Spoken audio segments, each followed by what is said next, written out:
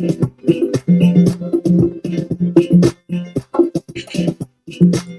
station rules the nation. Truth FM 96.1, the heart and soul of Liberia.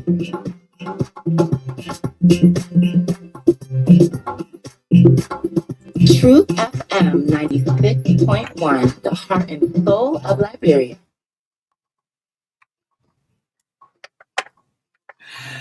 Oh, yes. What a lovely way to say good morning. Welcome to the TBS, the Truth Breakfast Show on the Monday morning. It's great to be back on the Monday.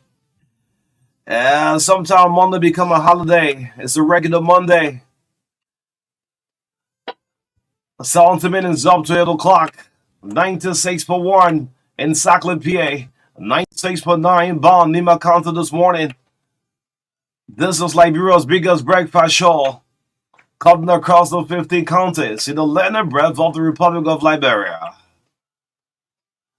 The love of liberty brought us together. Let justice be done to all. Good morning. On the Monday morning, wake up. It's a sad day for Iran. Iran's president Ibrahim Rashi has been killed in a helicopter crash. According to state media confirmed, Foreign Minister Hussein Amin was also killed in Sunday's crash, along with several others. The helicopter, one of three, traveling in the convoy crash after it got into difficulties in heavy fog in north of the country. Razi was heading to the city of Tabriz in the northwest of Iran after returning for Azerbaijan border. Sad day for Iran. An election for new president is due to take place in the next 50 days. I repeat, an election for new president Iran is due to take place in just 50 days. Good morning, folks. So much to talk about this morning. When you wake up in the morning, think about positive Liberia. It's great. Long weekend. Good morning, His Excellency, the President of Liberia, Joseph Yobo Boyka. President Boyka, good morning to you. Lots of traffic this morning in Nimba District number 7. The official dedication of the Ya River Bridge. District 7 lawmaker Musa Hassan Belate is paying host to lots from guests from Monrovia and other counties this morning in Nimba. Good morning, folks. My name is O'Neill. This is O'Neill Roberts, Maka Davis, to get us every breakfast straight up to 10 o'clock this morning in the midst of all controversies. Yes, good morning to you, Maka. How you doing this morning? Yes, good morning. Good morning, O'Neill. I'm trying. Yes. Yes, I'm trying, but Yeah. we give God the glory. We are back up to do our normal routine. Yes, good morning to all of you following us this morning on the show, and it's great to be back. Fresh week. We continue from now to Friday again, and yes, thanks for joining us. We are grateful to God for the life, and we are grateful to be here. A lot of things going on in the country, but the weekend I was a little bit down, so yeah, I was not very active. Yeah, so at least we are grateful to be here to serve our people. Yes, great. And the weekend, you all saw my post on the social media. The season have now come to an end. At long last, those of you who bully Arsenal all along, I just thought it wise. I said, let me just write the Arsenal fans across the world. Yes, thank you so much. You want me to read your communication? Yeah, read Yeah. it. I got serious traffic. Even man, I didn't even expect that from Sidiki Benete, man. Look, the traffic I received. Yeah, the season have not come to an end. Is this Yeah. this one? This page, right? Yes, this is it. Yeah. Okay. This is it. Yeah, that's it. Yeah, Just click down. Right here. Yeah, yes, yeah. Okay. So And this is for on behalf of our the reading fans, does. including for we didn't expect President Buckeye to write Okay. on behalf. He's so busy with the presidency. Dear Arsenal fans, we hope this message finds you well. Thanks for your continued support and loyalty to the club. It has been a challenging season with ups and downs, but we are grateful for your unwavering dedication with so much love. Despite 115 charges against Man City Mm-hmm. with no points deducted. Oh, the man looking for see people looking for escape route. The financial fair play. Financial fair play. Yeah. Clubs like Everton, Sheffield United, and Villa points were scraped off from those clubs. Mm-hmm. Congratulations to Man City as we await and to see the outcome Yes. of our investigation. Yes, the 115 charges. Gunners for life. Yeah. Together we are the ArsenalFootball.com. Okay, Yes. that's just a tag. Mm-hmm. Yours faithfully, journalist Onu Roberts Isomba, Arsenal Lucas Podolski. Yes. You still on his side. Who will tell you? No, but on a very serious note, fair enough, all the Arsenal fans in the world, congratulations to City anyway. Yeah. Right? I mean, when you win something, it can be revoked, right? This City club have 115 charges. Mhm. Yes, we still wait to see the outcome, but we fought a very good way. Yes. Good morning. So much to talk about this morning. Yes, good morning and much to talk about again. Let me say congratulations to City and Oh, like I said, I don't feel no that it's still going back. yes, because I didn't say my own idea. Like I said, while I support City in England in the Premier League, I would have celebrated hugely if Arsenal would have won the title. Yes, so I was supporting. I was rooting for Arsenal actually. To be frank. The last day before the season ended, you can enjoy the camera, man. The helicopter was just between the Arsenal and Manchester Stadium. Yeah, I just did my little post say, preparations ongoing at Emirates Stadium. Yeah, man. Oh, what am I making from you? Saying what? Say it's not Arsenal that is carrying on preparation. It's the league authority that are carrying on the preparation. So don't say Arsenal preparing to celebrate the titles. I said the chapel just going when City had 2-0, that this Ghanaian midfielder Mohamed Kudus pulled one back. Then the helicopter was just like, yes. That helicopter was on play. Like just formality they just want to make us go to feel respected. Yeah, then someone told me before me and said yes. President Boyka made up his mind not to watch the game. This is really? Off the record. The president said the president said he won't watch the game because he knows City will win the league.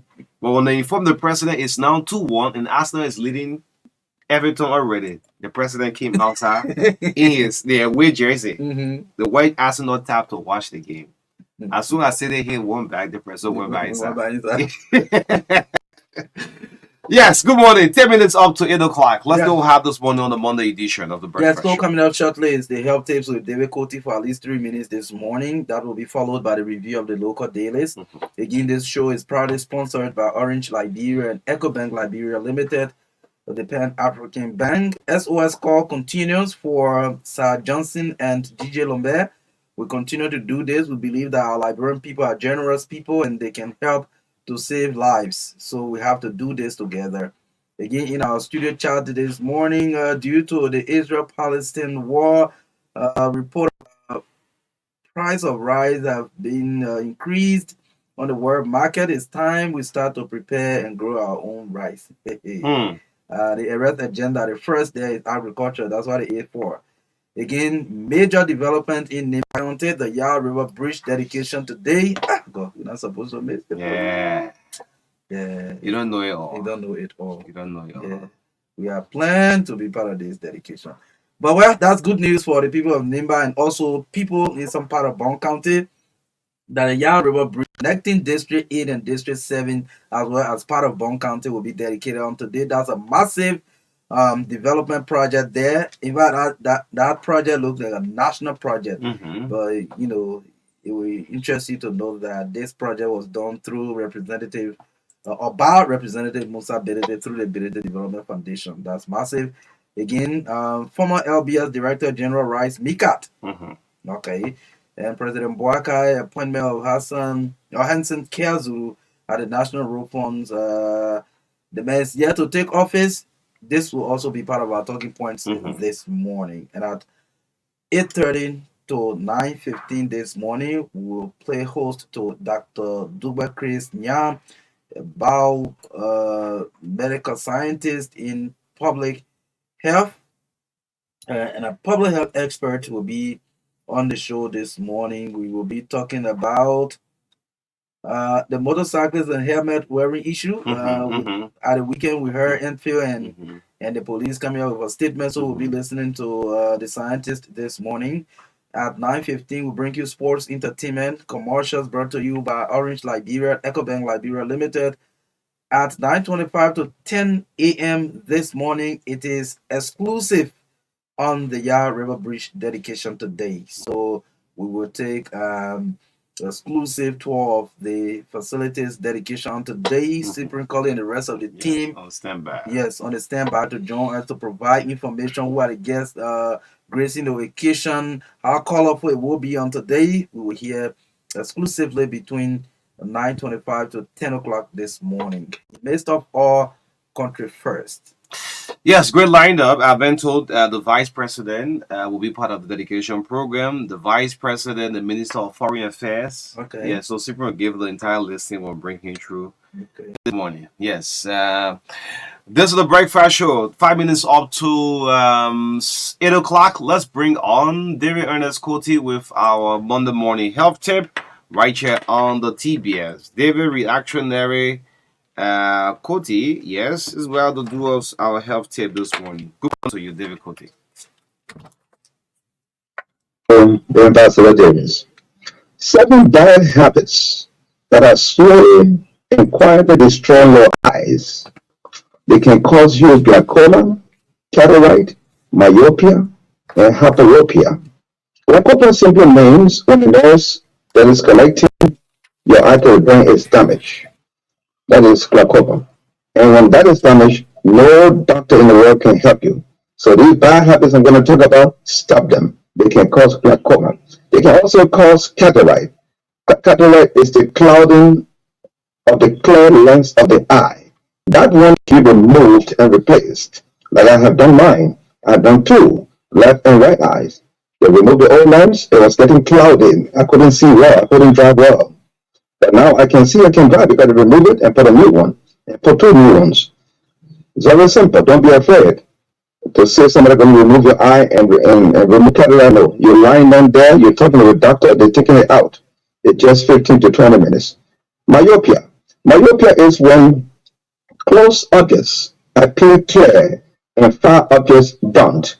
You're sitting down, you can see somebody near you, but when somebody is far off, you can't see them clearly. That is myopia.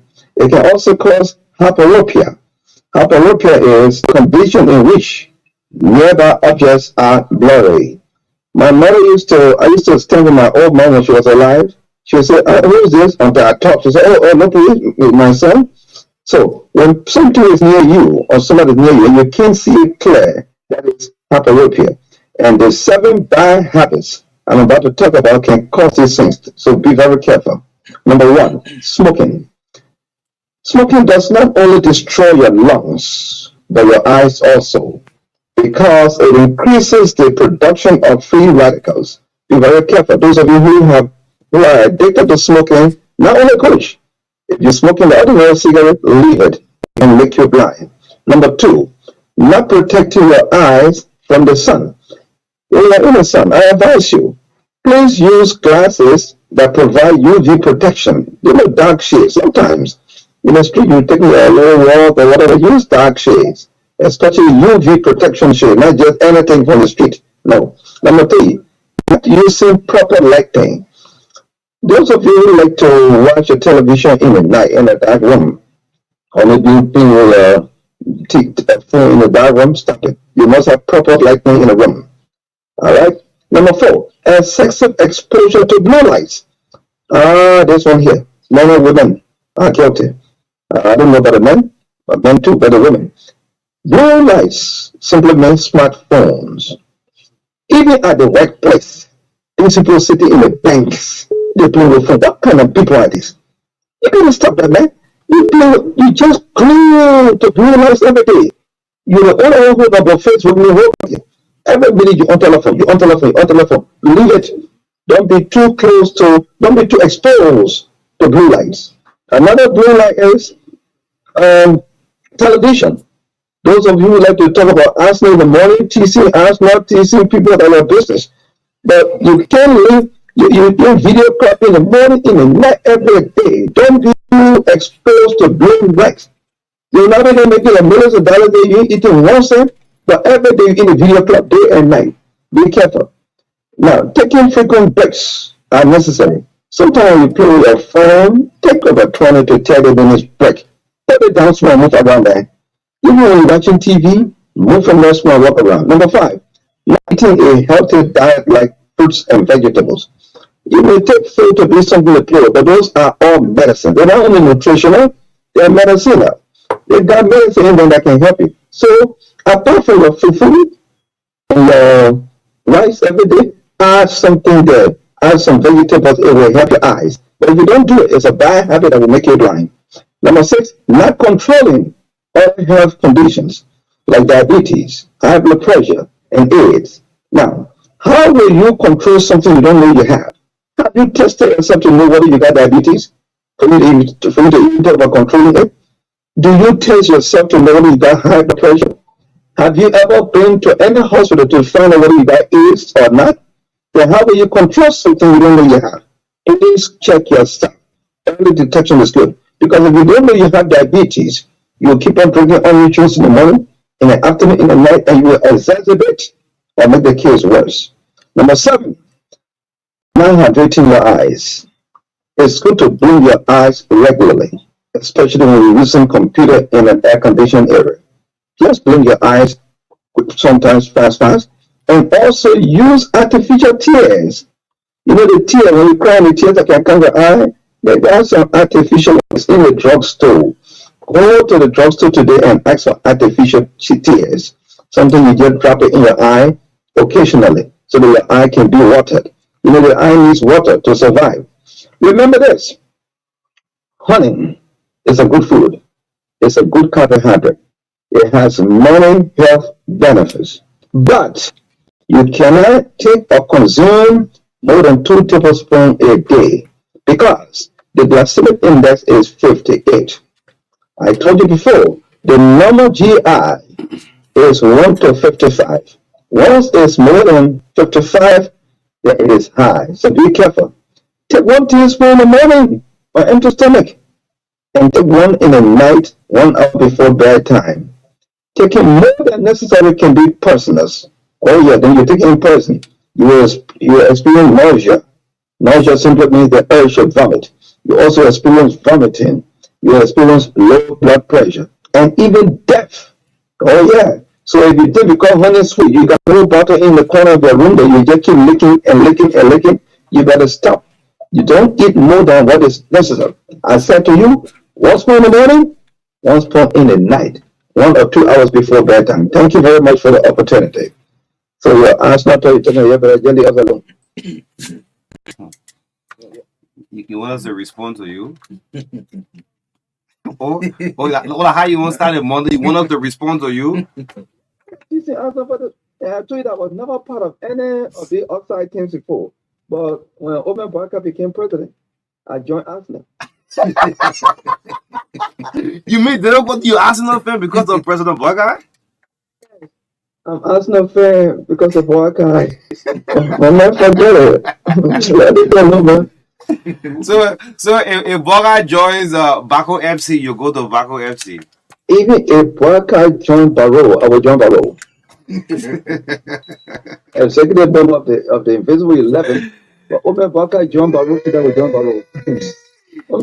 You don't know it. You don't know it all. Oh, y'all go no plenty. Y'all go on your own. Yeah, they're quoting with our health tip this morning. Yeah, the newest Arsenal fan. All right. Okay. Wow. Okay. Let's bring in a review of the local dealers. What's making news from the pre-media this morning?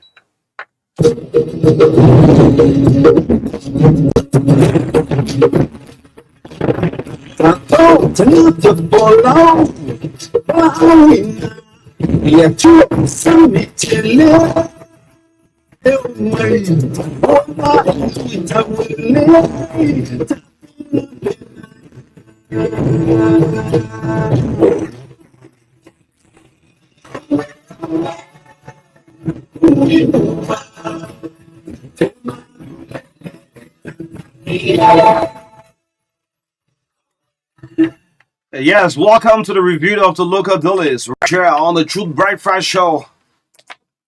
And someone says to me, this is one of the best segments on the TBS.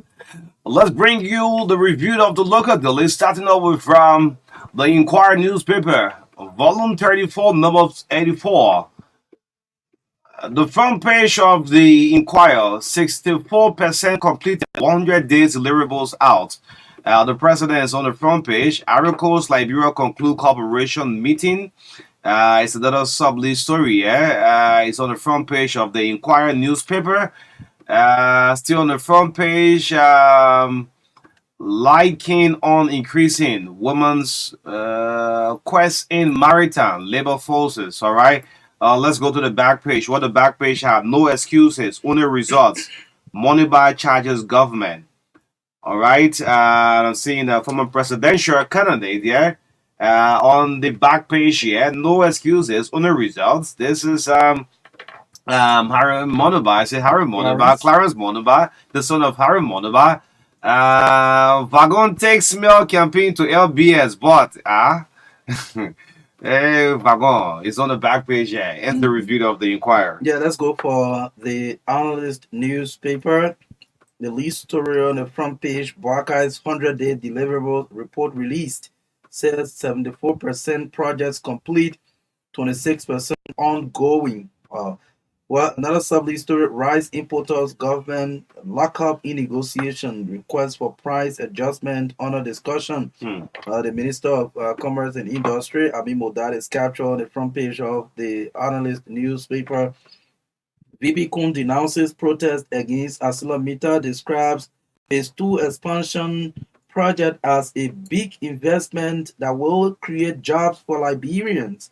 Let's go to the back page of the Analyst newspaper. ArcelorMittal refutes Daily Observer's inaccurate claims. Gold says company not against use of railway. That's another story. And another story on the back page, Fagon fermenting smear campaign with a question mark. Former LBS DG and team complain to board. Rights Archon got fond words for Boakai. Councillor Verdia here hails war and economic crimes court effort. His picture is on the back page of the Analyst newspaper. Another lead story on the back page.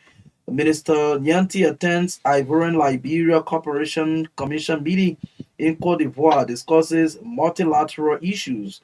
The foreign minister is also captured on the back page. Minister Pay makes changes at Mines and Energy, Ministry of Mines and Energy, to ensure greater efficiency and effectiveness. Women base here on the back page of the Analyst newspaper. That's it for that one. Yes, let's move on to the Global News Network. Cholo Bros, Global News, GNN, login abandon leaves behind financial liabilities. I'm trying to see which of the login site here, but the paper is not reporting the exact area. Login abandon leaves behind financial liabilities. Captured here on the front page of the GNN grapple copy. Motorcyclist arrested in possession of firearm. Hey. Okay, it's holding a pistol, yeah. The display on the front page of the GNN, trucks driver fighting residents recklessly. Apply Keba rule. Yes, it's also on the front page of the GNN. Let's go to the back page and see what the back page has. The back page of the Global News Network. Amid critics pessimism on boycotts 100, the durable government says significant achievements were made. Yes, I'm seeing whose photo is this? Yeah, there is no mini caption here of this person photo, where it's on the back page of the GNN, and AFL condemns alleged assault in Ufa County. It's another sub-lead story here on the back page of the GNN. Grab a copy and read the rest of the stories. Yes, let's go for the Hot Pepper newspaper. The lead story on the front page, government releases comprehensive report on 100-day deliverables. Scores high in road, health, agriculture, sanitation, tourism, education, and others. President Boakai is captured on the front page of the Hot Pepper newspaper with several of these projects captured in photos also. Another sub-lead story, as India's restriction on rice disrupts global markets. Liberia braces itself for increase in rice price. Yeah? Hmm. Liberia braces itself for increase in rice price. Yeah, get ready. That's the other one. Okay. Yeah, let's go to the back page. VP Kum denounces protests against ArcelorMittal, describes Phase 2 expansion project as a big investment that will create jobs for Liberians. I just learned how the ArcelorMittal story can come to see with all the Okay. papers. Okay. Yes. Okay. So, the vice president is captured in photos with some executives of ArcelorMittal here on the back page of the Hot Pepper newspaper. Another story following Liberia Immigration Service county's assessment. WAP's training gets underway. Well, what that means, you can read the paper. Just $40 to get details. US 250 million solar power grid expected soon. Mm-hmm. Okay. Okay. Let me just read small thing about it. Say the chief executive officer of the new energy electric vehicles Liberia has disclosed that a US 250 million solar power grid company is expected to be established in Liberia. So if you got a copy of the Hot Pepper newspaper, you will read details of this development. Yeah, so last night for my end this morning, I think you have the New Republic for the Independent Global Rice Traders hike prices. What? They were not Liberian problem. Yes, for the international market. Global Rice Traders hike prices. Cite how duties on shipment. It's a major story on the front page of the Independent. I'll have an appeal to our own government here. Global rice price, that's global rice traders hike prices, cite high duties on shipment. It's on the front page of the Independent newspaper. Grab a copy and read the rest of the story. Same thing. He is getting a lot done. It's a sub story. Boycott 100 days as president. Joseph Yoban Boycott, the president, captured you on the front page of the Independent. Grab a copy and read the rest of the story. Let's go to the back page. What the back page have? The back page from the Independent protesters were hired, says women of Nimba. This speaks of the ArcelorMittal. They were hired. It's captured here on the back page of the Independent. Grab a copy and read why protest was at the ArcelorMittal. Well, protesters were hired. It's on the back page of the Independent newspaper. Grab a copy and read the rest of the story. Yes, ends the review for my end. Yes, so lastly, Women Voices newspaper. The lead story on the front page, land dispute turns chaotic. Many residents in Jacobtown community become victims. Well, when you look at the front page of the Women Voices newspaper, you see damaged vehicles, rioters all over the place captured in photograph. The sub-lead story, 100-day deliverables highlight 4 priorities as government releases final report. That's the story there on the front page of the Women Voices newspaper again. Most of the photos captured today on the front page are women leaders from other countries. President Ellen Johnson Sirleaf, former president, former Vice President Joel Howard Taylor. I'm seeing the president of Tanzania, Madam Samia Suluhu Hassan is captured there. I'm seeing another female president, former President Joyce Banda of Malawi is also captured, and a lot of other the names are not too clear. So I think today they brought several women leaders from across Africa on the front page of the Women Voices newspaper. Yes, thank you for all of the editors. Those of you who made the paper available this morning, I want to say thank you. The Breakfast Show features the local delays as our regular review every morning. Thanks so much for following up. Yes, all you do is just grab a copy of the paper and read all of these stories in details. Yes, so good morning again. This is the Truth Breakfast Show. The show is proudly sponsored by the biggest GSM company, Orange. And we can announce to you, Orange continuing to open more new sites across the country. So and let me use that that's for you to congratulate Orange. Okay, it went to yes, era. my hometown, Okay. my hometown in Ganwi. Wow. Yes, Ganwi is one of the sites captured, and today we can communicate with our people in Ganwi. I want to say congratulations to Orange Liberia, the biggest GSM company in the country. Our people have cried over the period of time for network. Today, Orange has, answered the people's cries, and today we can communicate with our people back home in Ghana.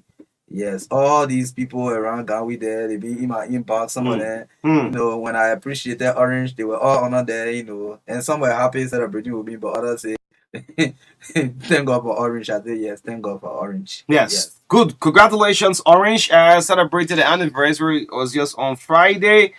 Then EcoBank Liberia will have a breaking news very soon. Well, I don't want to let the cat out of the bag. But EcoBank wants me to inform all of their many customers. There's a big news coming from the Pan African Bank. Yes, yes, you all know the salary advance is actually working. Yes, but big news is coming up from EcoBank, the Pan African Bank. Yes, let's start out with this SOS call. Want to say good morning, His Excellency, the President of Liberia. Just like you, my boy, good morning to you. I'm sure you're doing pretty fine this morning. We're talking to an editor. When the king had Daniel into the lion's den, he prayed that what the lion would should have eaten Daniel up. He went to the den and see Daniel is still alive. Yeah, Daniel said, yeah, long live the king. King live forever. His Excellency, good morning to you. This morning I'm doing this SMS call for these two Liberians, please. They supported the rescue mission. DJ Lombe is dying slowly in the Redemption Hospital. Lombe found it so difficult to reach the office of the president. And I'm going to use this public minor. The reward for supporting any politician in Liberia is on earth. We all will die and go. I mean, heaven is a different place if you make it up. But the reward is just here on earth. Yes. Political reward, they are on earth here. So Lombe is dying, His Excellency. Senator Lomi Kanga. Dylan, you all know this guy. The guy is dying in Redemption Hospital. It's an SOS call. And there are other people who will support in the front, and there are others too who will just support with all people knowing them. That's how this Sir Johnson man looks like. Sir is not like the DJ Lombe, because Lombe been attached with radio all along, so it's become so popular. But there are others people who support, like say, radio or battery. People in the community just talking, know all of the information. That's how this Sir Johnson man look like. So Sir have been a very strong supporter of Joseph Yema Boyka. There's nothing you tell about Sir about Boyka, he agrees with you. Whether it's right or wrong, or all you know, that Boyka we want. And Sir is also dying, His Excellency Joseph Boyka. Lombe is easier to reach. You all know Lombe contacts. Sir can be contacted on 0776 084 886 0776 084 886 and also 0555 775828. Yes, please reach out and rescue this man. God first. Anyway, yes, let's get started up with this issue. We woke up this morning and I was watching the GNN news in Ghana. So one of the biggest GTV, rather, one of the biggest television in Ghana is the GTV. Yes. In Ghana, they started to flag this already about the shortage of rice on the world market. And we decided to bring it to Liberia. So when I see the newspaper guys, I'm saying, oh yes, this is what we call journalism. They are following up. So in Ghana, this issue has been discussed, and Liberia is no exception. What is happening that global rice trader hiking the prices is because of the Israel-Palestine war. So I try to do extensive research. Because of the war, people are no more using the Red Sea. The ship have to take months. So as a result, those who ride in, they have to carry the price up. So the price of rice now have been stepped up on the global market, my Liberian people. This is not about politics. If you want to put politics in it, but we have to give you the rightful information. Yeah. On the international screen, the hiking of rice is because of what? The Palestine-Israel crisis. I don't want to say the Ukraine, no, but it is the Palestine-Israel, and that has affected Asia a whole lot. Even China is also having an alternative plan. So because of this, the rice importer in Liberia have called our government and say, look, the rice here, we used to sell at $13, $14 during the period of Ellen Johnson Sirleaf, and George Weah took over with a Bangura. They on the record for that. They took it up to $17. $17. So the rice importers are saying, can we add $1.50 to it and sell? No, the rice importers say we can sell at $20. The Ministry of Commerce has been more than now appealing to them and say, look, let's sell at $18.75. Please. This is the negotiation. That's why I'm saying most of the stories popping up. I'm not surprised about it. It's a global thing, Liberian people. Let's take politics aside of it. You may not like Buckeye, but this is a global thing. Go and do extensive research. It's a heavy hike on the whole world market. But the government here is appealing. Can we sell at $18.75? Then there's another alternative rice will also be sold at the $16. We know the long grain and the short grain. The short grain will be at $16. So, I mean, this is it. Yeah. Yeah, so again, the good thing about it is people will understand when information of such come up. It's good to explain it to the people, especially for the politicians. No matter what, they will still use it as tools. So yes, but the truth to our Liberian people is that is what is happening worldwide. So like the other newspaper reported, let's brace ourselves. There will be an increase. But I think our government is trying to see that at least our increase can be reasonable. Yeah. Yes, in a way that they are negotiating with the importers. We also join them to appeal to the importers that we know that there will be costs, attached to the new, rise in prices. So they can also, consider, Liberia, especially our economy, and see if they can at least settle with the government on a reasonable price rise. So we're hoping that will be the case. And we know that people will come on social media and say, we told you this was not a rare person to vote for. You're seeing now rice price going up. But even if it was any other person in power, the same price, was going to go up. So there's nothing to do about politics, but this is why it is. That's why we are calling on our people to invest in agriculture. There's a need that since rice is the food that we love so much. Let's grow our local crops. We need to start to invest in rice farming so that we can, at least when some of these things, if we can cut down importation, okay, if we can cut down importation by at least 50%, 30%, 40%, 60%, then at least when they're talking about rice price going up, we can be a little bit relaxed. But as it is, I mean, we don't have the capacity, so we will face some of these economic consequences. Yes, Derek, thank you for the information. He said the Minister of Commerce will be at Mika today at 11 a.m. Yeah. All right, I think so. We're on top of our game right here. Yeah. But we want to call on the Ministry of Commerce, the Ministry of Agriculture. Let's empower our local farmers. I think it's another discussion for another day. But that is the information so far. And the Yab River Bridge will be dedicated on today. Yes, we'll pick up Cyprian Colley at 9:20 this morning. Yes, let's get our attention to the National Road Funds. Excellency, good morning to you. Yes, hope you're doing pretty fine. Old people love to listen, and they listen with wisdom. That's why I like Joseph Boykai, and I'm sure you're going to resolve this matter. When the older people listening to you, they listen well. They listen and see whether what you are saying makes sense and then make the rightful decision. His Excellency, good morning to you. You're waking up this morning. Let's forget about we're not carrying a Premier League.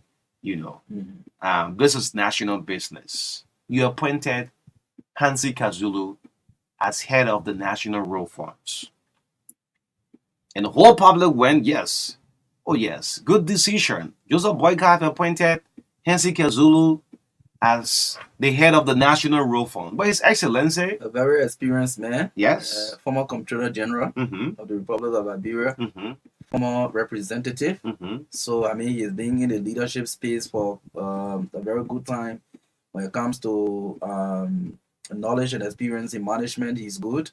So, I think that decision was even a very good decision by the president. Yeah, supported the rescue mission through our grandkid, Makante. Yes. I was watching this online TV. A journalist asked Hansi, But you contested, you didn't win. He said, no, my concern is not winning, it's about Joseph Boyka. Yeah. Yes, one of the online servers. So, like, okay, this guy, all his profile just the president. So, His Excellency, that green letter that was given to Kezulu, I mean, the man had not even seen the door of the It office. is becoming useless in his hands.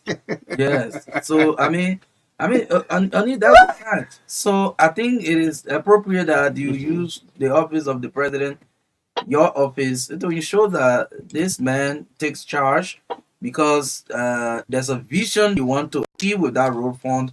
Understand the fact that one of your top priorities. I remember in 2017 during a presidential debate, Mhm. or debate for presidential candidates, when they ask you for your priorities, you named road 3 times. Mhm. I was in that debate. You said Road, road, road. Yes. So this road fund is meant to support the road development in the country, whether for road maintenance, road construction, and to support road. So KwaZulu being someone whom worked with you in the previous Unity Party government Mhm. before the CDC came to power, and also during the CDC administration, he was elected as a lawmaker, having that experience and knowing his ability, having worked with him in the previous Unity Party administration, and he saw it necessary to give him the opportunity. I believe that there should be no politics around that. Sure. Yes, there should be no other politics around your decision.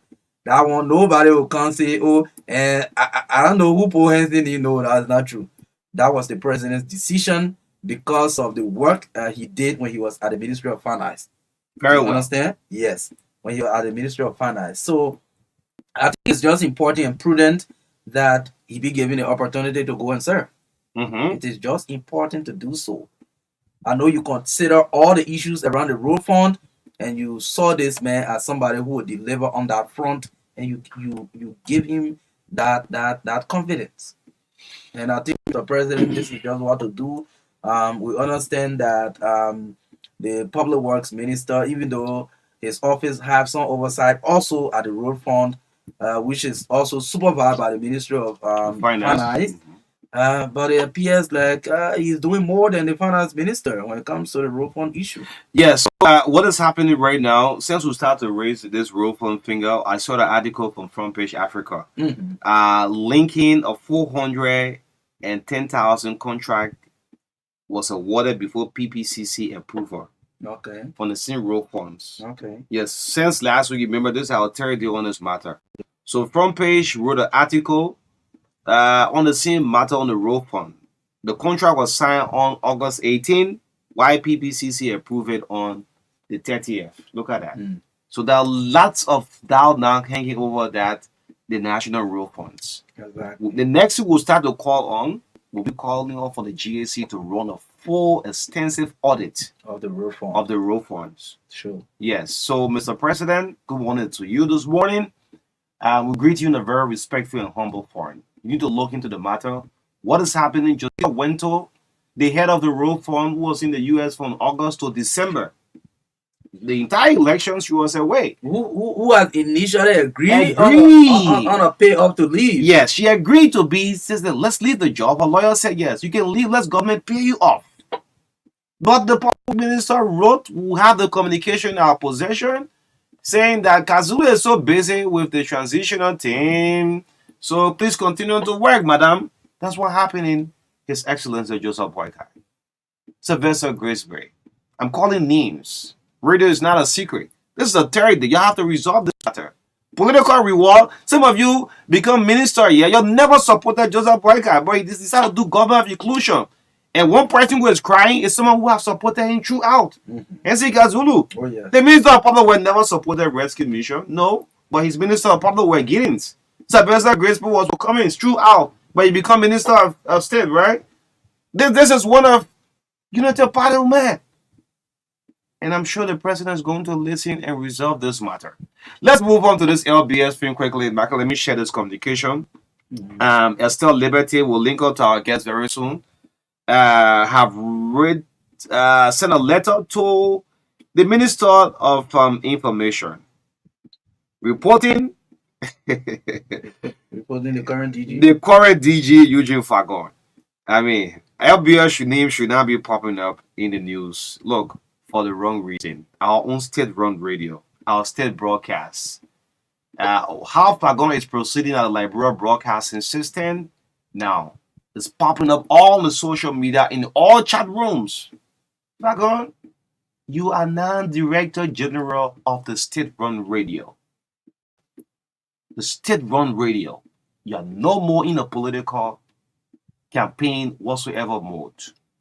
If you are not satisfied with how the previous management have running up, call for an audit. That's Simple. all. Simple thing. Just Talk. communication, no talk. No talk. I Yes. don't know if I gone. No Why you talking. look, Yeah, man? Just write. Just write the GNC. Write the GSC and asking that, in order for us to have things straight up here, can you please conduct a full scale financial maybe system and other form of audit here for us to get everything here straight? Simple. Just write pen and paper and finish. You don't even have to go to radio or social media, go to press conference to talk anything. No. Yeah, so I No. don't think And so she have rating Jeremy Pia, the Minister of Information, and Jeremy Pia will need to resolve this thing. Yes, we don't want you to give a deaf ear to this because when I'm hearing Lady feels that her character is on the line each time Vagon takes to the media to post to write. I mean, if she's not satisfied, call for an audit. You have admitted that 100,000 is in LBS account, and I mean that's the fund you're going through. But we going back and forth with Jana Griffey. What's the other big brother name? Isaac Red, back and forth. Man, don't do this to our set radio, man. so. Yes. Minister Pia, I think you are the chair of the board, and bringing this to you, I think it was appropriate on the part of Estelle, so that you can intervene. If like we just said clearly, if I don't want, to clear financial issues, get straight financial records, he can just write the GAC and call for an audit. That's simple. You don't have to go to press conference and be accusing people and this and that. So that is not the right thing to do. So we are hoping that yes, you can do something about it. Information Minister Jeremy Pia. This is your role to play. Yes, you should do this. Yeah, our online guest will have it very shortly. Okay. Yes, we'll have him very shortly, just in a minute. So let's hope Jeremy resolve this thing. Talk to the LBS boss a little moment. You have to stop this. Slow down. Maybe you're doing a gentleman form, do it. If I'm going to ask you to close up on this matter. You want to do it professionally, call for an audit? Yeah, call for audit. You can use the audit report to do any other thing. Maybe if you call for investigation or whatever you can do, but to just be doing it as if that campaign time where you hit your opposition or people in position, no, I don't think it's the right way to go. Yes. Yeah. Okay, folks. The Breakfast Show. Let's pick a few calls at least for 5 minutes. They will link up with our guests. We are setting. I'm sure the president will listen and resolve this rule phone thing. And if Roland Giddens is overstepping his bond and that communication Roland wrote to Josita went to, I think the president need to see it because you can't appoint me then another minister to telling the other president say no, hold on. No, it's not possible. Let's be a few calls out until we link up with Dr. Good morning. Chris. Good morning.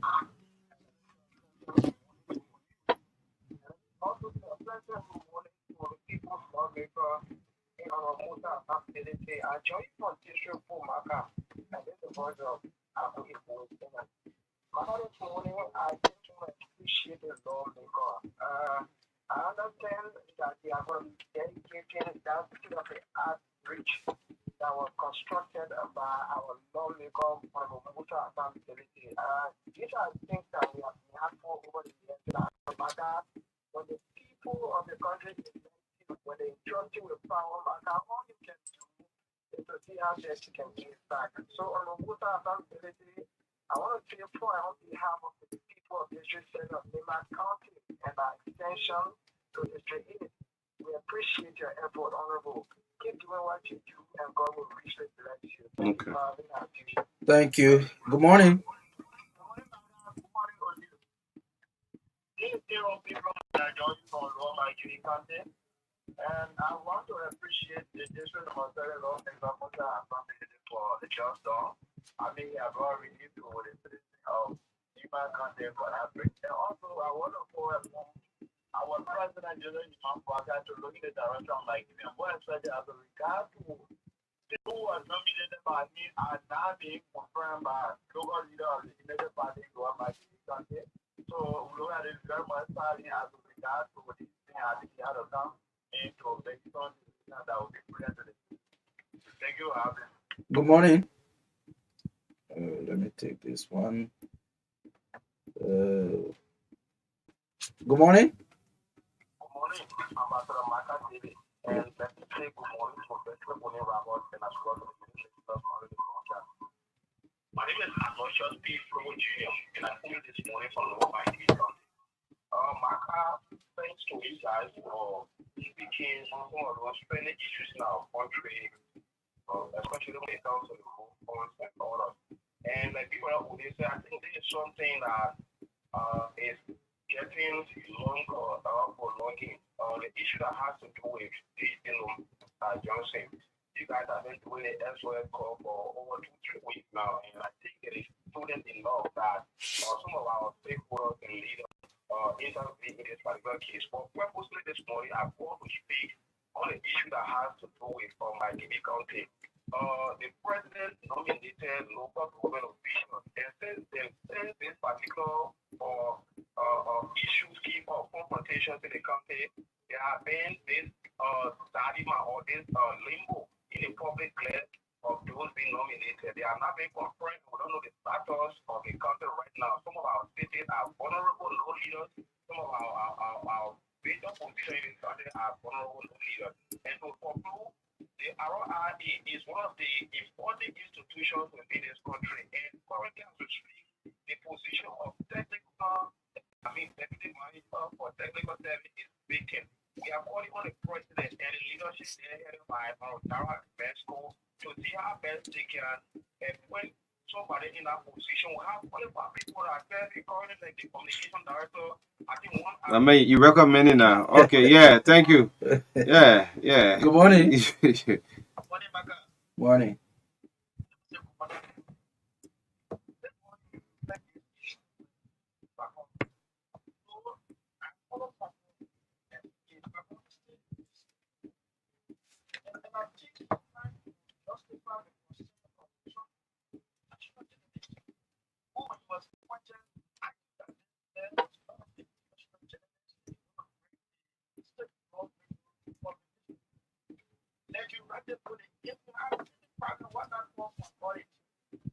All on the social media, I don't know, trying to justify the fact that the previous leaders were corrupt. This is pure politics rather than professional. And forgetting to know after a time, people also the next LBS director general will do the same thing to him. Yeah, but maybe the next LBS director general, professional general. Okay. Yeah, that person will just call for all the honor background administration.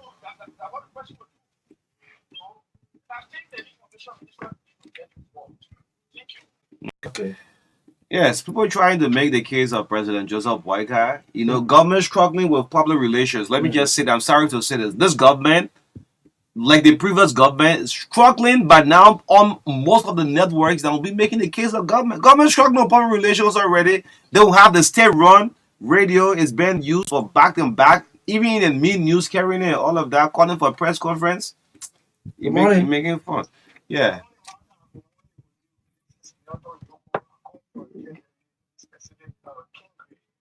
My attention have been drawn to the issue of mental health. That's a major thing. What I want to say this morning is that instead of us every year, every regime keep talking about Understand it's a global thing. It's a global hike. No, understand it first. I understand it's a global hike. Uh-huh.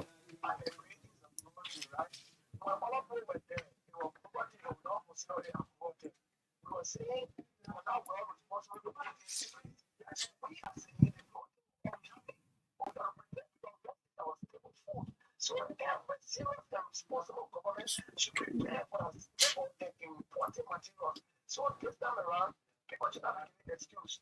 Let us work hard to protect our future from being hungry. So thank you this morning for the opportunity. Okay. Yeah, man. Thank you. Yes, we are really, Well, really trying to yeah, I follow. actually wanted to bring the visual of Chris. Just start calling my regular line. You used to make use. Yeah. Yeah, trying to log in. Good morning. Good morning. I'm only to calling for very original house. Okay. And questions have been drawn this morning with respect to the applications of relation. We're getting feedback Mm-hmm. from your background. Please stay away from. Yes, stay away from the radio. Yes, go ahead. Okay, okay. I'm using this medium to extend gratitude to our relatives for the initiative to prevent that issue. That is really not fair to us there in the street that are to serve. I'm from District 9, so I have a close connection and I have a massive use of that issue. So I think this morning, thank you all so much. I'm very much happy to be here. Okay. Okay. Thank thank you, Yeah, Willie. feedback not easy. Yeah. Yes, great. We have our guests all said. Thanks for all of your calls. We appreciate it so much. Dr. Chris Yan Dube, librarian biomedical scientist, is our guest right here coming up on the TBS this morning on the Truth Breakfast Show. You keep calling back and forth. We're not taking any calls, but yes, Dr. Dube Chris is our country, and we made this possible to bring him on the show this morning. Yes, I hope the Liberian National Police monitor the NFI as well also monitor this broadcast. Dr. Chris Dube, how you doing this morning? Getting us live and clear. How are you? I'm doing great. Thank you. Thanks for the invitation. I'm not hearing you, so let's hold on. Police in the audience will have to wait on as you bring on. Yeah. Can you hear me Yes, now? the call section is over, so yeah, stop calling. Let's listen to Dr. Young this morning. Are you getting us now? Yes, I'm getting you. Can you get me? Okay, very Yes. loud and clear. You do need to unmute the mic. Okay. Yes, our honor listeners, please tell us if you are hearing Dr. Dube Chris Yan. This interview is very, very, very, very important. He's a librarian, biomedical scientist. Yes, where are you this morning? I expect you to be in Monrovia. I'm told that you are our country. Yes. I have been in Monrovia, Liberia, and the Margibi area for a very long time, carrying out my 2024 voluntary work in the nation in science, medicine, and public health. And I left for some important meetings in East Africa, Europe, and the United States. Okay, great. So, thanks for, in fact, someone say he's very loud. Thank you so much. Thanks for accepting our invite. It's a huge public concern. It's no secret that the Liberian National Police, in fact, started this operation on no-go zone. As part of that mandate, motorcyclists are asked to wear helmet. And there is this big debate. Who are listening to NFIS? I agree you listen to NFIS as well. We would like to hear from you as an expert. Wearing one helmet more than 15, 20 persons a day with the same helmet. Let's hear from you. NFIS says the cyclist, you have the sanitizer using it back and forth, but your professional stand. Well, first of all, I must applaud the Liberian National Police, particularly the Chief Gregory Coleman, for bringing these policies and laws into force. I have repeatedly advocated for motorcyclist safety.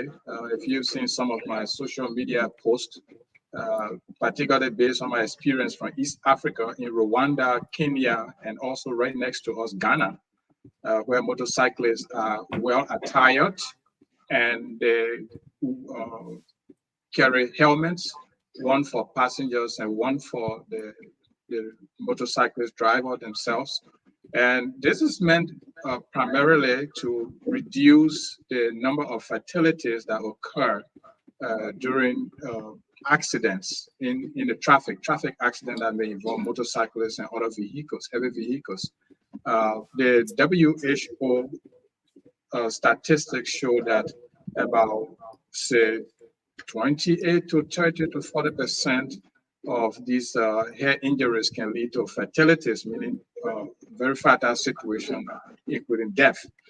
And so with the wearing of these, you can prevent the heavy-handed fatality that could occur, which could include brain injury, concussion, for example, that may lead to coma and ultimately loss of life. So that's the primary public health responsibility, conscientizing and sensitizing the population about the danger of not wearing helmet. When it comes to infections, we have series of microbiota, what we call microbiota, meaning different bacteria that are on our skin, in our mouth, in our stomach. Those are all part of the normal flora. They are part of us. We live together, but they may cause disease under certain circumstances. For example, Staphylococcus aureus, let's just, for an example, is all around us. If you notice, sometimes you have what we call rising. That's caused by Staphylococcus aureus. And it's not everybody that has Staphylococcus aureus caused rising all around. So any public health concern we have to deal with individual hygiene. I think that's where public health should stress individual hygiene, which will then prevent the spread of diseases. There's not been any study to show that wearing of helmet cause the transmission of diseases leading to epidemic. I haven't seen that study. If any of my colleagues come across that, please provide it. And so I think public health authorities should be very careful with the way advice is given to the national police or other entities. And before coming up with that, it is important that public health institutes, not just in Liberia, around the world, which other public health institutes have done, come up with conduct certain studies, like what the Kenyans have done. The Kenyans have seen that 42% of head injuries come from motorcycle accidents. The Taiwanese have done studies noting that about 82% of the fatalities come from motorcycle accidents. In the United States, 37%. Liberia has not done any such studies. So to come up with policy proposal in that direction, which is not evidence-based, which is not factual, is problematic. I think the concentration should be mainly on personal hygiene, like we did during Ebola, during COVID, where people individually sanitize their hands and carry their personal sanitizers, and not to impose any further burden on the motorcyclists who are struggling to make ends meet. Okay. So, because the claims a lot of people have been making is that, especially since the restriction came to force, some have even mentioned habits and all of that. Are you saying in a clear tone that the exchange of helmet by passengers is not in any way a means of transmitting diseases or spreading diseases that could lead to epidemic? On a non-epidemic situation, like under these normal circumstances, there is no study that has shown anywhere that carrying of helmet, exchange of helmets by riders and cyclists have led to an epidemic. I haven't seen any such study. It must be evidence-based. It must be factual.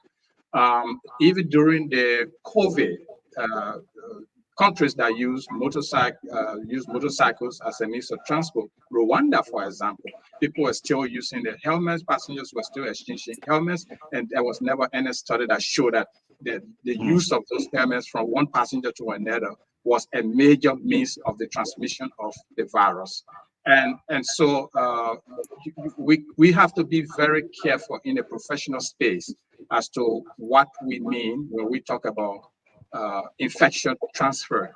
There are communicable diseases and non-communicable diseases.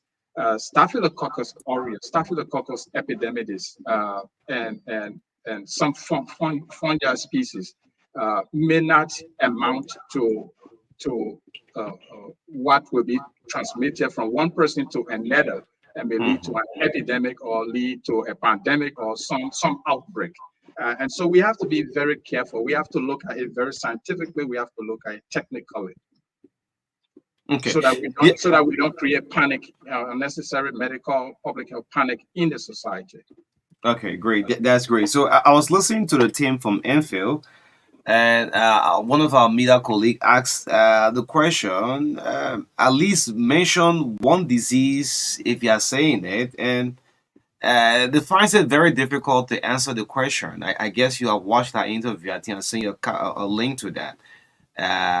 Is there a disease, just in case, that if I'm wearing one, I take this helmet, I'm sweating back and forth, the next rider to pass it on to another passenger? How can you answer this?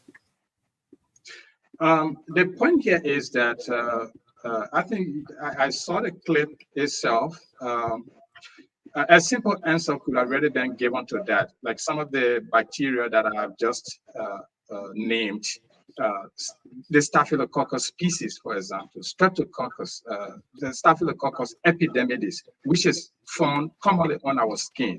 You can find those on doorknobs. In fact, in the studio that you sit in currently, your mic, the mic that you have carries a lot of diseases, a lot of pathogens, let's put it that way. So, and most of you, all of you in that studio may pass that mic from one person to the other. Let's take, for example, the headphone. Yeah, O'Neill is wearing this headphone. Maka is wearing his headphone.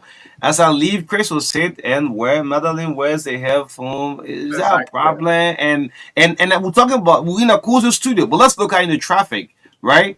The helmet, the heat. I'm sweating severely. The next rider too takes it and put it on his head. There is no form of bacteria, nothing. As it's the same situation. It's like you coming in, touching the doorknob, another person coming, touching the doorknob to open the door. You don't know where they came from. They left a lot of a wide spectrum of bacteria and pathogens on that doorknob, and it does not amount to an outbreak.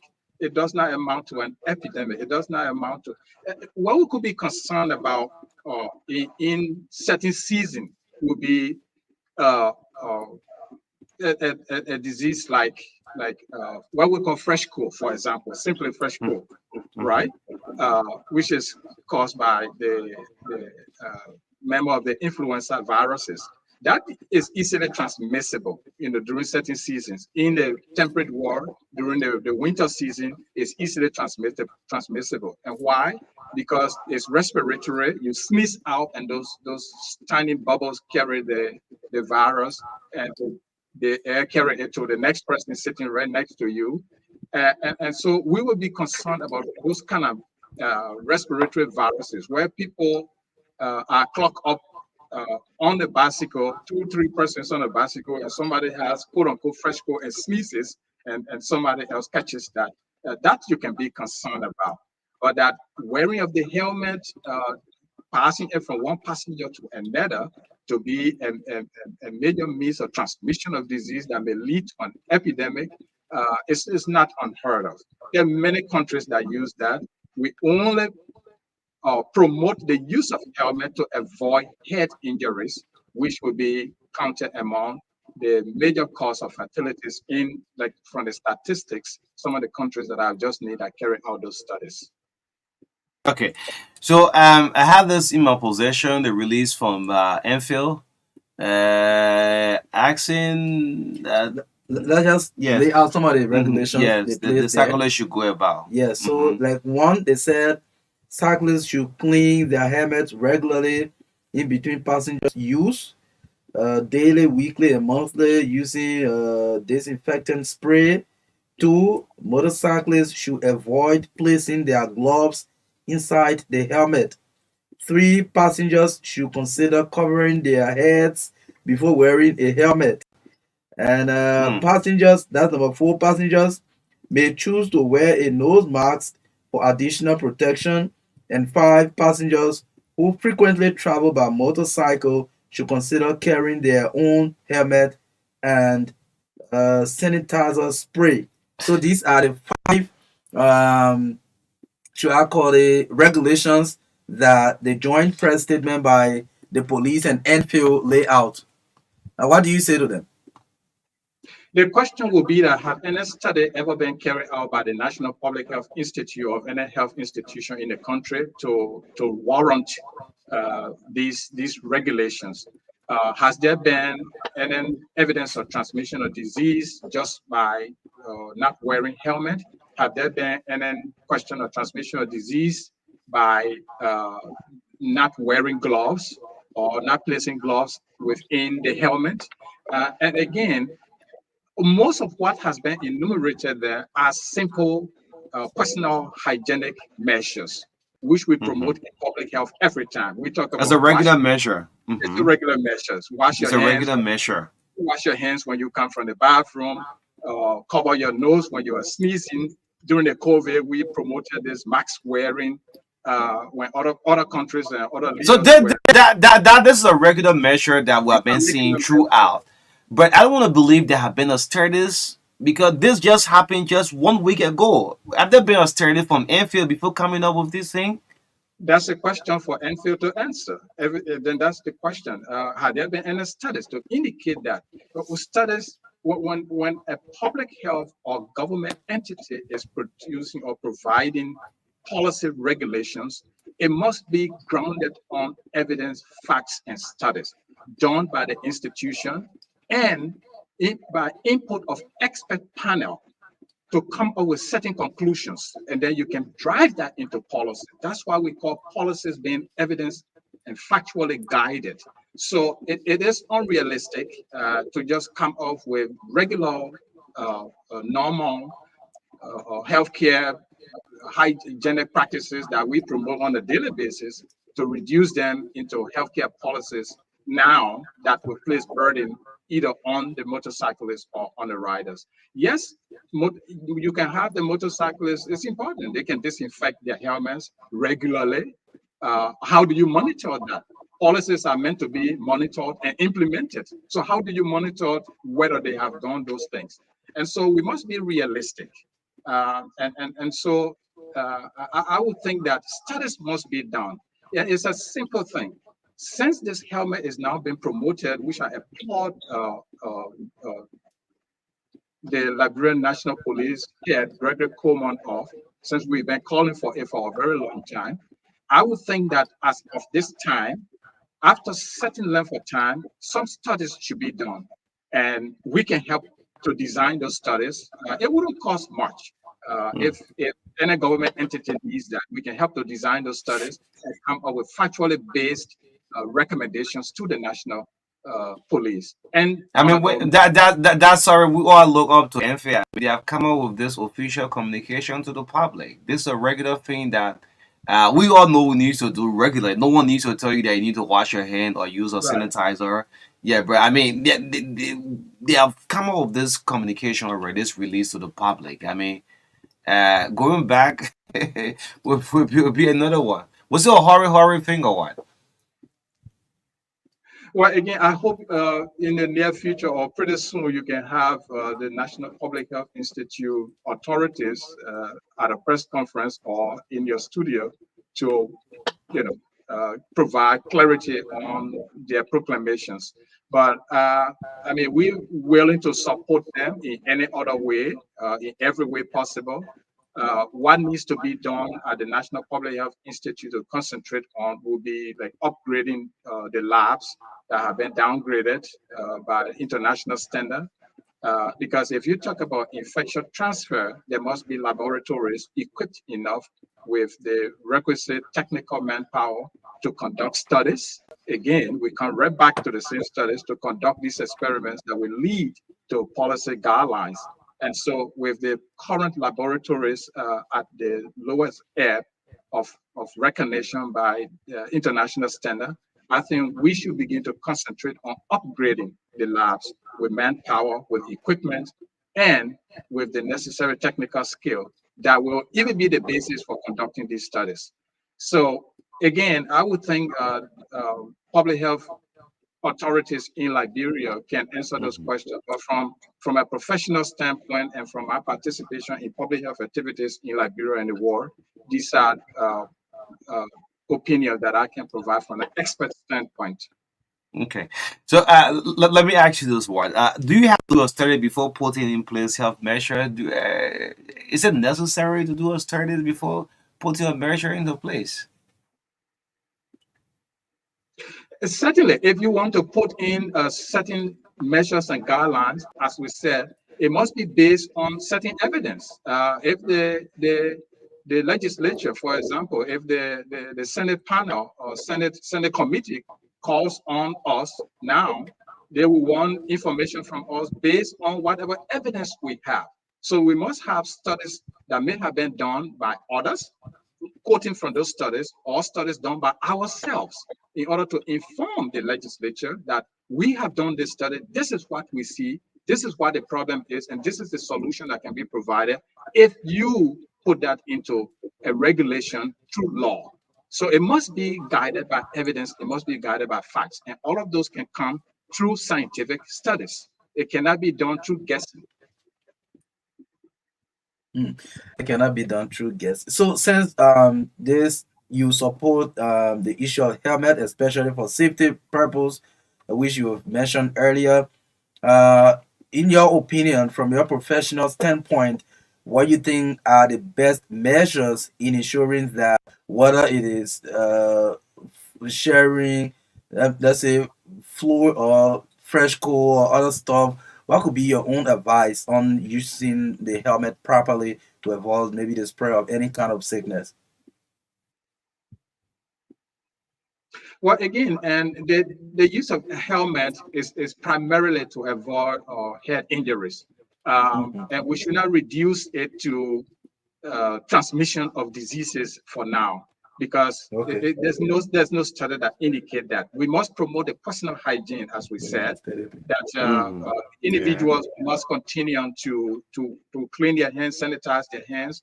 Yes, these cyclists can wipe down their helmets, wipe down the helmets with certain solutions, disinfectant solutions. They can do that. It should be encouraged, and let me not be misconstrued. It must be encouraged, but it cannot be done if you don't carry out these studies to reduce it into public health policies, and it cannot be done through just a guessing work. So I can support the promotion of public health measures on personal hygiene, which we are practicing anyway, but to reduce that into a burden on the cyclists, I think we may not be able to enforce it.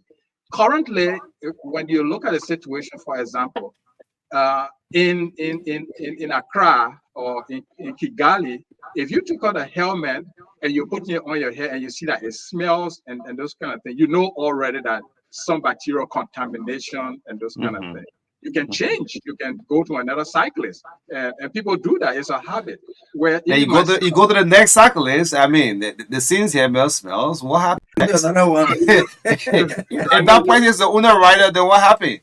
so it is under those conditions that we really, ask people to really clean those helmets, disinfect them on a regular basis, constantly. But we must promote that personal hygiene. If our entities, public health entities, were involved from the beginning and consistently in promoting personal hygiene, like Hmm. some of the examples that I did when I came in the country, going to the local clinics, promoting public health attitude in the local clinics, those clinics we have all around, so that they adapt public health attitudes instead of just patients coming in, you're treating them, but you must also educate the patients when they come in, because those are the first line of defense, first line of interventionists when it comes to an outbreak or when it comes to an epidemic. Okay. Before we get a telephone lines activated, Shirley, Dr. Dube Crazian, that release from Enfield, what's your best suited one? I mean, from a government institution on this health matter. I mean, or the police had them to come in with a Russian war timely. Let's get people criticizes initially. No, we can't wear one helmet. People condemn it. But for Enfield, also the best release to come out to the public with all carrying on anesthetics. Gregory Coleman and his team at the Liberia National Police have a very beautiful program. And again, I applaud them for implementing this. We've been advocating this for a long time, helmet wearing in Liberia. I think that kind of exercise did, in a way, undermine his efforts. Because if you look all over, as you know, most of the citizens have been sending me requests to answer certain questions, and I advise them, please tune into the radio because I cannot answer individual questions. It will take me too much of time and energy. I think that exercise did, in a way, affect the promotion of wearing helmet, because now it confuses the citizens, it scares them, they don't know really what measures to take, and they don't know how to implement them. So there must be concise scientific studies done, and the public must be appropriately advised. And the advice to any national entity must be based on facts and evidence, so that it is well equipped to implement laws that it will be passing, like the Liberia National Police, for example. Yeah, so finally, from my end, as we try to take some calls, because we may not have all of the questions to ask you, some of the listeners will want to ask you. On a general note, outside of this, maybe medical advice or from professional standpoint, this political aspect, we see as soon as the policy was introduced, the enforcement started, we've been seeing a lot of Liberians putting pot on their head, cups and all kind of thing on social media.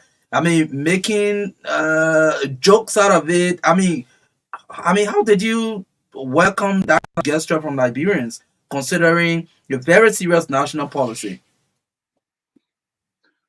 You know, public reaction to policies and regulations is a gauge through which we can monitor how well the policy was designed, how well it's been put out there, and how well it's been received by the very public itself. And that certainly indicates and validates some of the statements that I'm making here now. That it was not taken well by the public because of the lack of public sensitization, because of the lack of studies, because of the lack of education to the public as to what this will mean. And so it scared them, it became comical, and you have people making all sort of jokes about it. And so I think it justifies and validates just what I'm saying here, that we need to educate the public long enough before implementing or producing policies that we will be implementing on them. Once they're educated, they will receive it. Take mask wearing, for example, during the COVID.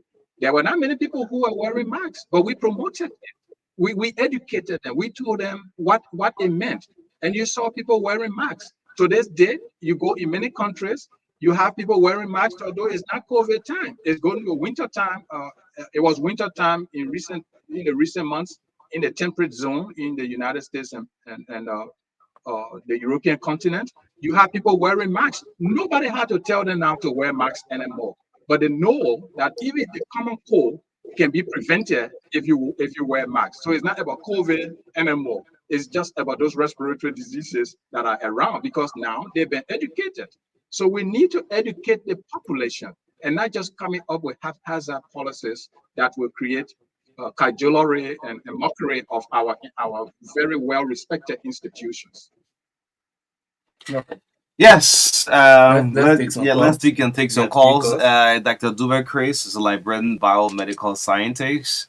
Yes, sit back as we pick some calls. Let's be here to call us yes, 0777 285 961. 0770 0770 yes, let's take this first caller. Good morning. Good morning.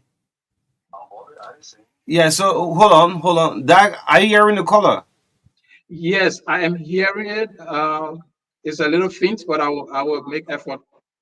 Yes, Okay. yeah, you're away, so please manage. Yes. Okay. Bobby, please be audible. Go ahead. Okay, I don't love to shout on the phone and I know the Is it okay now? Is it okay now? The guest is online, Bobby. Oh, okay, now Yes. Yeah, so it's online. Are you getting me? Yes, I think so. you're hearing the caller, right? Yes. Okay, very well. Go ahead. I called to make a recommendation, and I love the point that you guys stressed. That is, which Yas State, the Liberia National Police, use urging us and passengers to use helmets. I got my private motorbike. My car will need.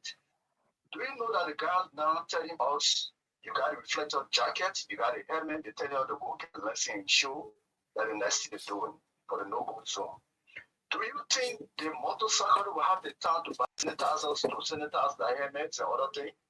I think the police is causing serious trouble. They want to bring chaos in this country. My friend Nelson Fremont and the NNP boss. How? Why would you say that, Bobby? If I say chaos, because the guys are complaining on a daily basis, you told them to wear helmet, they bought the helmet. Mm-hmm. You told them to have a reflector jacket, they bought it. Mm-hmm. Now you're telling them you give them 3 months. You're telling them nice to get lesson and show the bike. They see that they should have everything done. Is it possible that you can have people walking from one point to another point? Do you think it is right what they're doing? I'm not saying they're bringing chaos. Well, I think our discussion with Doc here this morning should be Yes, most about the medical or the health help side. So implications. bring the Yes. police people Yeah, on, that's man. exactly what we want to talk Yeah. about. The medical portion. I want you along with the LNP and actually whosoever is responsible to have another meeting along with the motorcyclists to create enough awareness, those things that we need to put in place. Because I mean, the articles, only the rider you found with helmet. Okay. Those are riding Oh, along. that only the rider here should be protected, eh? No, I mean, I saw you can protect both. But look at sneezing. It just talking about to sneeze in the helmet. I don't know. The guys don't care. They don't have the time to go sanitize the helmet. But they should not have time, Bobby. Bobby, so that's the same thing Doc is saying. To educate our public about these things. People say they don't have the time. Why do you think they don't have the time? Why during the COVID time? Why during the COVID time everybody were wearing nose masks? And then they have another meeting with them. Have another meeting to create this awareness with all Okay. of us. Thank you, Bobby. Thank you. Mhm. Morning. Good morning. Please be a little bit loud. I mean, you're sounding low. Our guest is online. Yeah. So. Okay, sorry for that. I want to say, I say I'm Jeremiah. I say, Mhm. Go ahead. Okay, good news for me. The only thing we can say to the public is that the fact that people can, one person in the house, everybody in the country have wear one clothes, which you look at it as a helmet. Which you got to walk around with our own helmet. With that helmet, people will still be killed because they will be riding up to get helmet. So, if I can get their own helmet, even if so that you got used to it, you put my hand in the saddle, walking around with it, you have a better society. Okay, thank you for your point. Let's take the next caller. Good morning. Good morning. Good morning to O'Neill and special good morning to your guest. I'm calling from District 4, and this is the voice of African Boy Singer. Maka, you see, in Liberia, what I noticed is that there are certain things when they come up, we find it so difficult. But in the shortest possible time, Maka, we as Nigerians we can start to get adjusted to these things. It happened here during the Ebola crisis. It happened here during the COVID-19. So the previous caller rightly said, I think these measures that the police and other the health authorities they are trying to put in place is for the safety of our own people. It's for the safety of ourselves. So what we can do as Nigerians, Maka, is to encourage one another. Look, I always follow these people who we refer to as the Jehovah's Witnesses. Sometimes when these people are parading the street, Maka, you see them working their helmet in their hands. They're holding it. So it's all Nigerians will buy that idea, even if the cycle is Please let's ask the question to Dag. I mean, he have taken up his time. He's away from Africa. Yeah, let's ask the health issue questions, please. Yeah, man. So, all I'm saying is, like the dad said, let us try to encourage this thing for our own safety. We as Nigerians can make this thing work. We shouldn't see it as something like, they try to take us back, it's too expensive, and Okay. we can do this and this can work. Okay. Okay. Thank you. Okay. Let's become veteran journalist Louis Tokwa. Louis, good morning. Conversation, but I'm not a practitioner. When you are a motorcyclist, say passengers are taking to and from, say, I took 25 passengers. And 25 passengers use the high passenger permit. That's a hypothetical case, for example. Say the same thing. That is you should sensitize. I don't care. Sensitize will stop. Say the motorcycle cooperation standard. So what I would do, maybe to watch Liberian style. If you want to run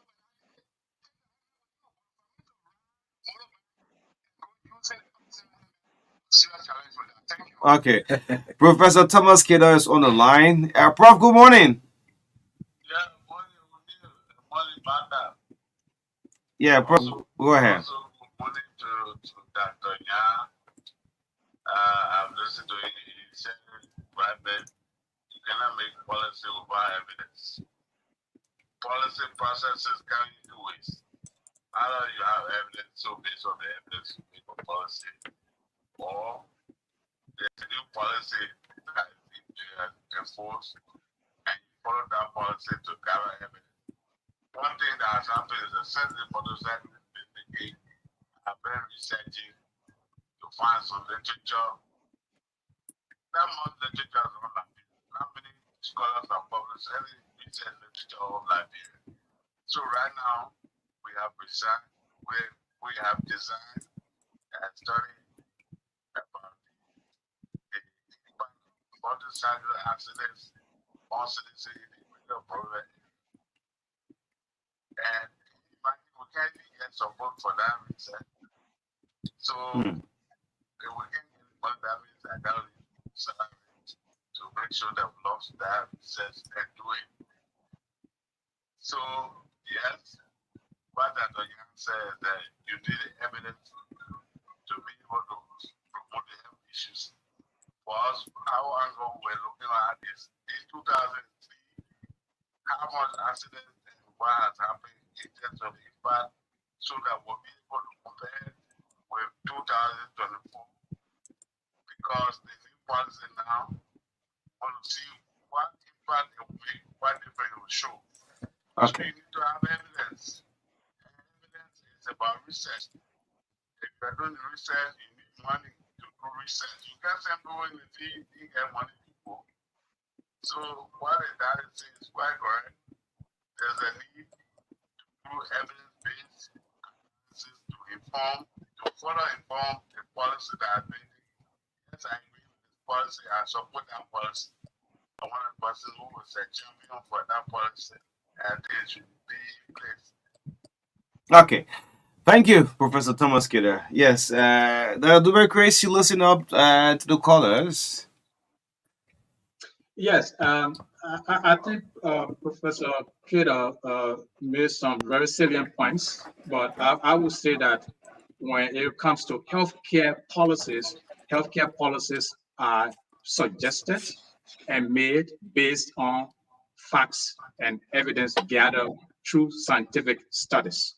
This is not social science. Even in the social sciences, studies are done to gather behavioral patterns in order to make policy suggestions. That's what I would say to that. In science, policy suggestions are always made based on facts and evidence gathered through experiments and through panel expert discussion who have carried out their own studies and propounding their experts' opinion. Yes, we can continue to say any other thing we want to say, but the bottom line is we must carry out a robust public health education of the population in order to sensitize them to take certain measures. Take wearing seat belts, for example. Long ago, people never used to, wear seat belts. And from the studies done by the developed countries, that most of the fatalities in the car accidents were due to lack of seat belts. And dummies were put into cars and tested with that. They tested dummies in cars in order to come up with those studies. And then they took statistics of car accidents of people who were wearing seatbelts and people who were not wearing seatbelts. And then they came up with policy to enforce it that yes, seatbelts does save lives. In Liberia, when I get in a taxi and I ask for, strap my seatbelt, say, oh, this one part you're not from here. They make kind of joke of it, but it's very important. So even wearing of seatbelts, our cars being equipped with workable seatbelts. That's something we even need to enforce. First and foremost, we are also enforcing helmet wearing because those are areas where you have a lot of fatalities coming out. And so on the medical side, as was indicated again, there must be studies done. This provides an opportunity for us to do some studies in the country. It's quite unfortunate that, in fact, we will be quoting the WHO records on Liberia regarding fatalities for 2020, and we are in 2024. So what happened within those 4 years? We didn't do any studies on our own to even find out all the motorcycle accidents that have been happening. What have they resulted to?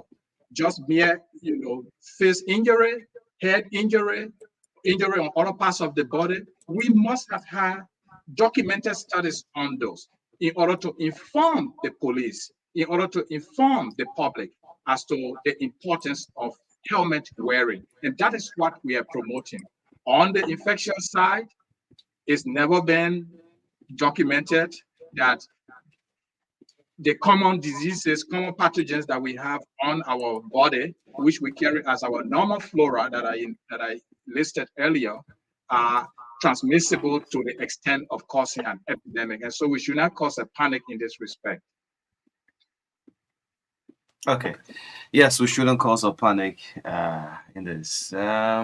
Yes, we'll level like 5-6 minutes with you. That if you want to have any wording with Amphi, Despa, I asked the question with the release they had. Is that fair enough for the public? Well, I think the public's reaction and journalist reaction and other expert reaction have already categorized the effect or lack thereof the press release had. And so again, I will advise that if we are advising other entities from our professional standpoints, we should advise them based on certain facts, based on certain evidence that they will use in order to enforce laws in our country. Once we do that, people will be very confident in accepting the laws and abiding by the laws. And I go back to the recent COVID pandemic, when there was this scare about the vaccine, if you can remember. People never wanted to take the vaccine.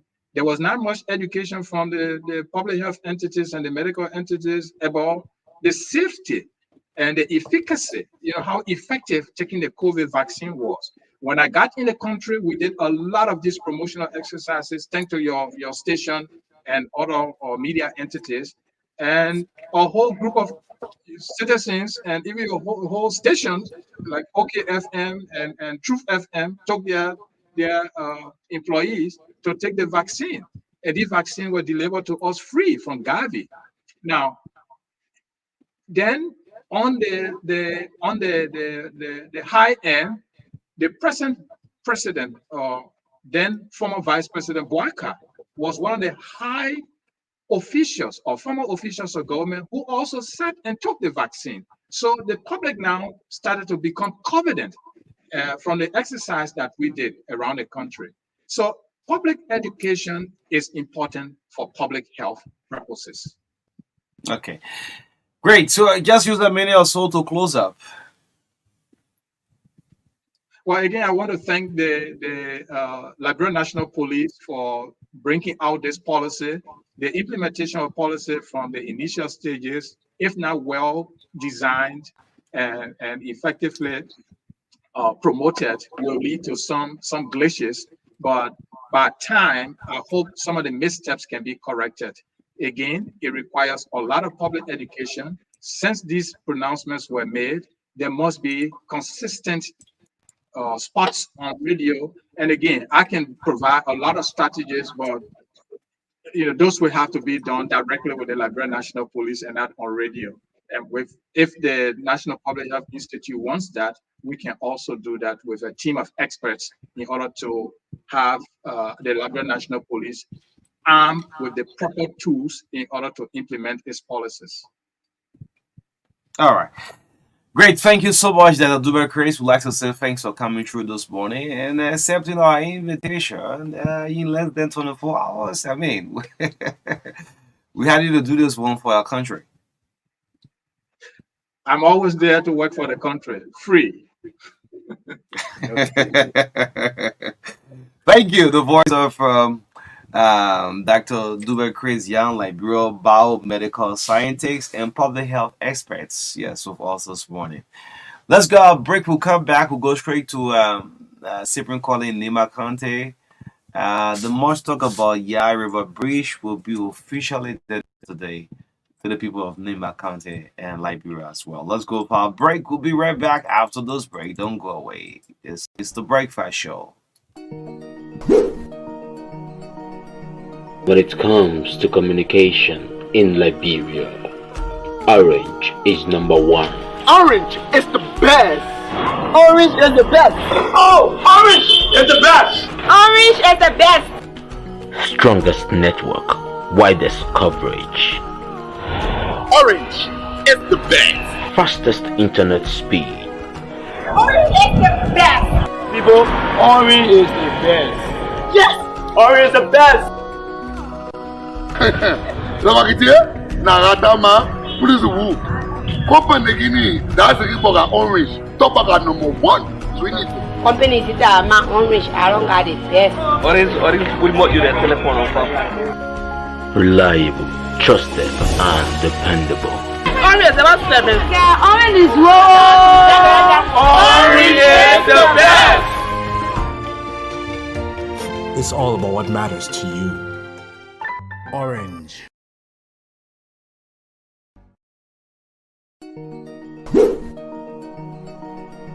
When it comes to communication in Liberia, Orange is number one. Orange is the best. Orange is the best. Oh, Orange is the best. Orange is the best.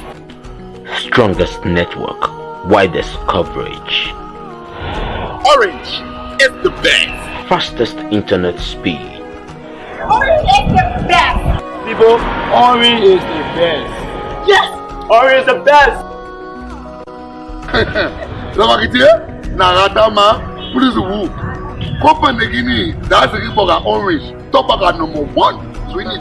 Company is my Orange, I don't got the best. Orange, will more you the telephone on. Reliable, trusted, and dependable. Orange is about 7. Yeah, Orange is Orange is the best. It's all about what matters to you. Orange.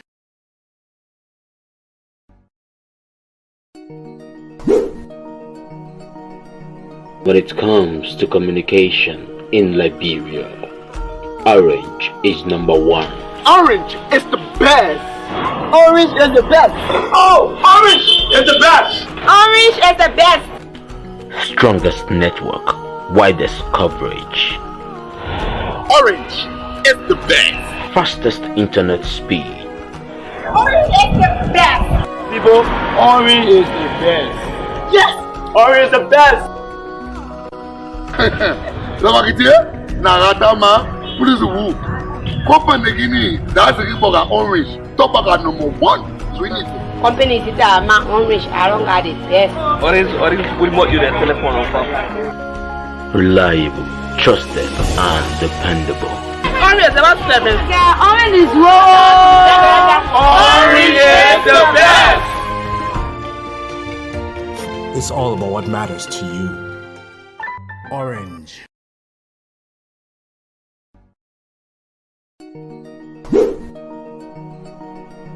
But it's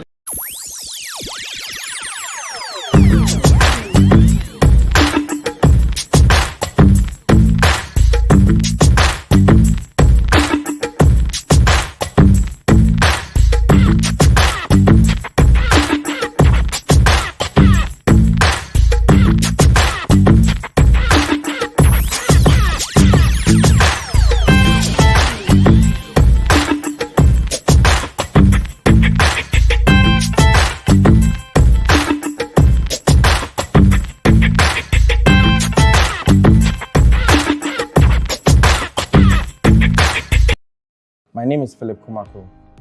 I'm in charge of mobile applications for EcoBank. Today I'd like to talk to you about the EcoBank Express account. Do you know you can open a bank account without having to go visit a bank branch? Do you also know that you can open a bank account without having to fill all the paperwork that is normally associated with opening a bank account? Yes, this is true. This is what the EcoBank Express account offers you. The EcoBank Express account is a digital account that is opened using just your mobile number. This account allows you access to a wide range of banking services that is available today. To open an EcoBank Express account, you have two options. The first option allows you to use a smartphone and the internet to open your Express account. To use this option, you need to visit the Google Play Store or the App Store to look for the EcoBank mobile app and install on your smart device. Once launched, click on the Get Started button. You'll be presented with options to use the app. Since you intend to open an Express account and you are not an existing EcoBank customer, click on No, I'm new to EcoBank. You will then be reach, update, try to update with your LEC. I want to experience me talking. Yeah. So guess what happened? Okay. So when my unit ran out of my meter, I bought online. Okay. But they didn't send the 3 numbers. Okay. So I was like, oh, what happened to my meter? I even came on air here and talk about it. So later on, I said, okay, let me go straight to the vendor and buy. So I bought $10 token, and then they send the 3 numbers now. It's 3 sets of numbers. Okay. So when I enter the first one, I enter the second one. Correct. Then the third one now is the token with the money on it. Okay. And then everything just activated and my whole house just got bright. Okay. I said, oh, okay, I see now. So I'm going to be telling people now that if you buy a meter and then you see the token number, the other 2 numbers up there, don't downplay it. Enter them first before you enter the last one. The last the one. real token number. Sure. Then your meter will be updated immediately. Yes, that's it. So the first token there, once you enter it, that means you are finished updating the meter already. The second one is another update process. The third one is the token now you have bought. Yeah. Yes, so LEC, it runs from now straight to August. Yes, so please take advantage. Let's do this. Shadow link up to Cyprian Calling Nima County. The Yard River Bridge official dedication program is on today. Today it is up to 10 o'clock. Let's feel ourselves a little bit, man.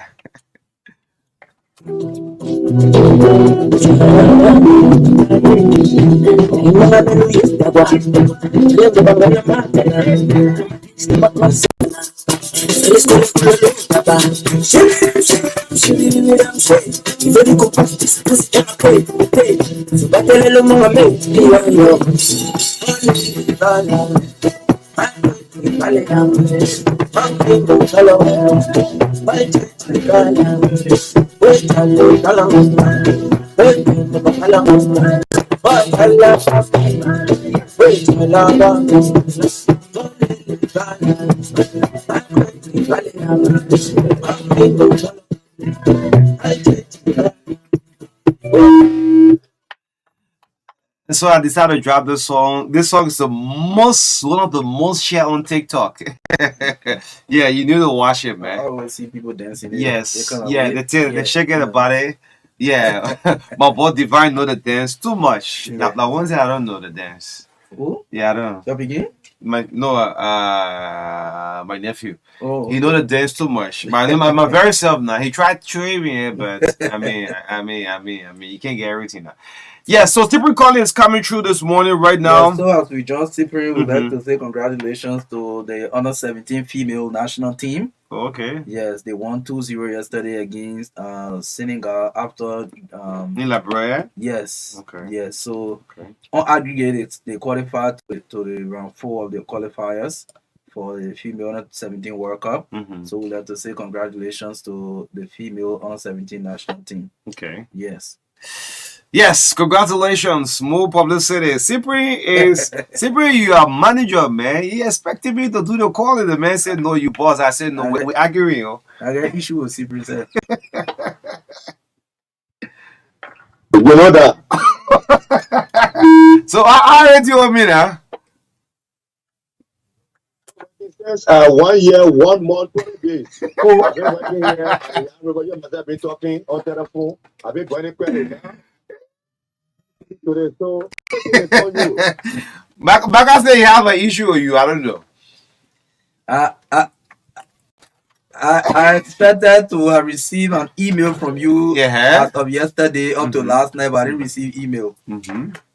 never mind. You know, so it has a network. Look at that. At the water side, I spent my whole night at the water side last night, so it's a difficult thing. But I'm happy to be in company with you guys, bro.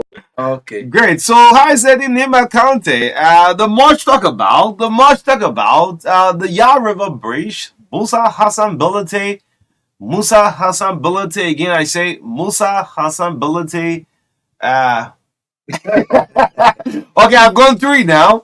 Musa Hassan Bilate and Musa Hassan Bilate, Yah River Bridge. Let's hear you. Last year, March 31, that's 2023, March 31, I called you and told you that we were breaking ground here for the construction of a $1 million or a little over $1 million building bridge. Many people doubted us when we said that. They thought, oh, that politics, campaign coming, you know, representative, Musa Bilate want to be represented, all that. But exactly 1 year, 1 month, 20 days today, we are breaking, we're dedicating the Yah River Bridge. They must talk about Yah River Bridge, the one that connects District 8 and District 7 here in Nimba County. As we speak, Nimba County is the place to be.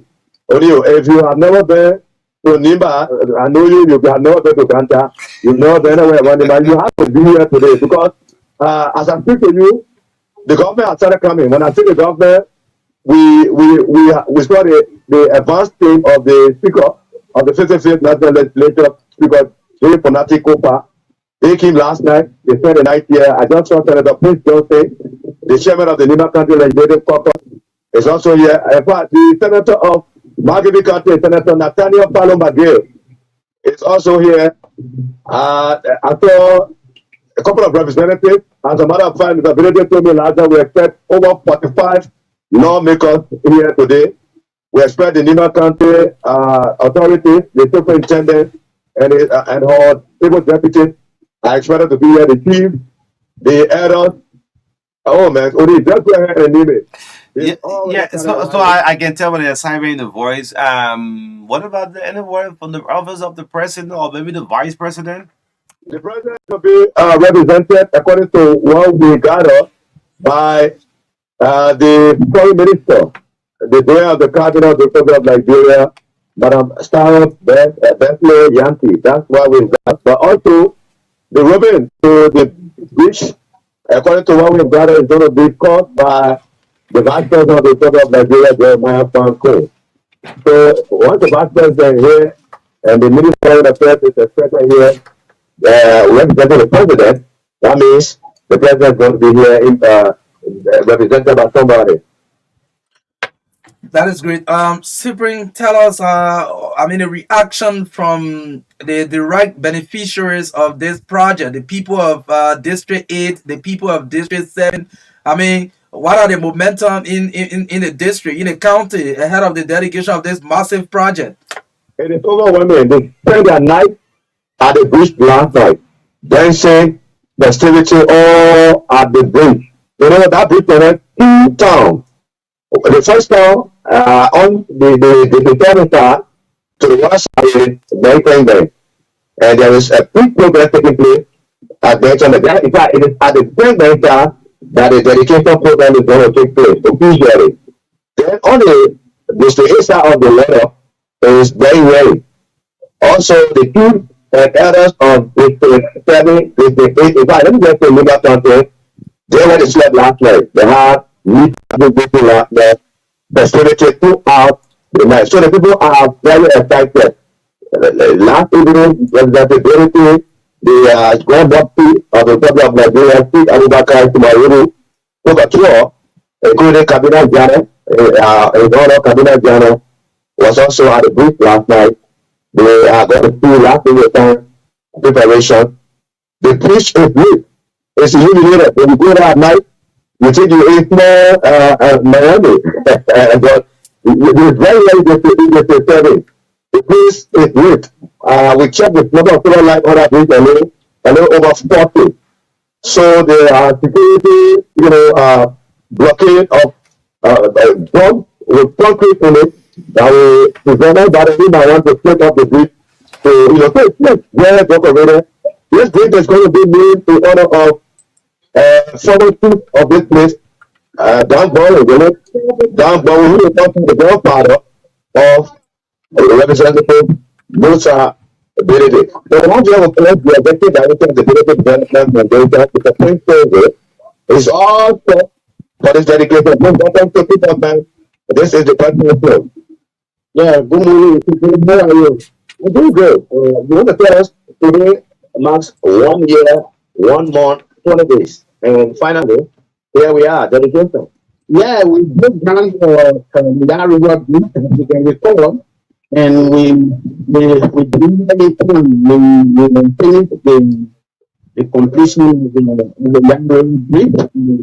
We set for the meeting at 10 p.m. today.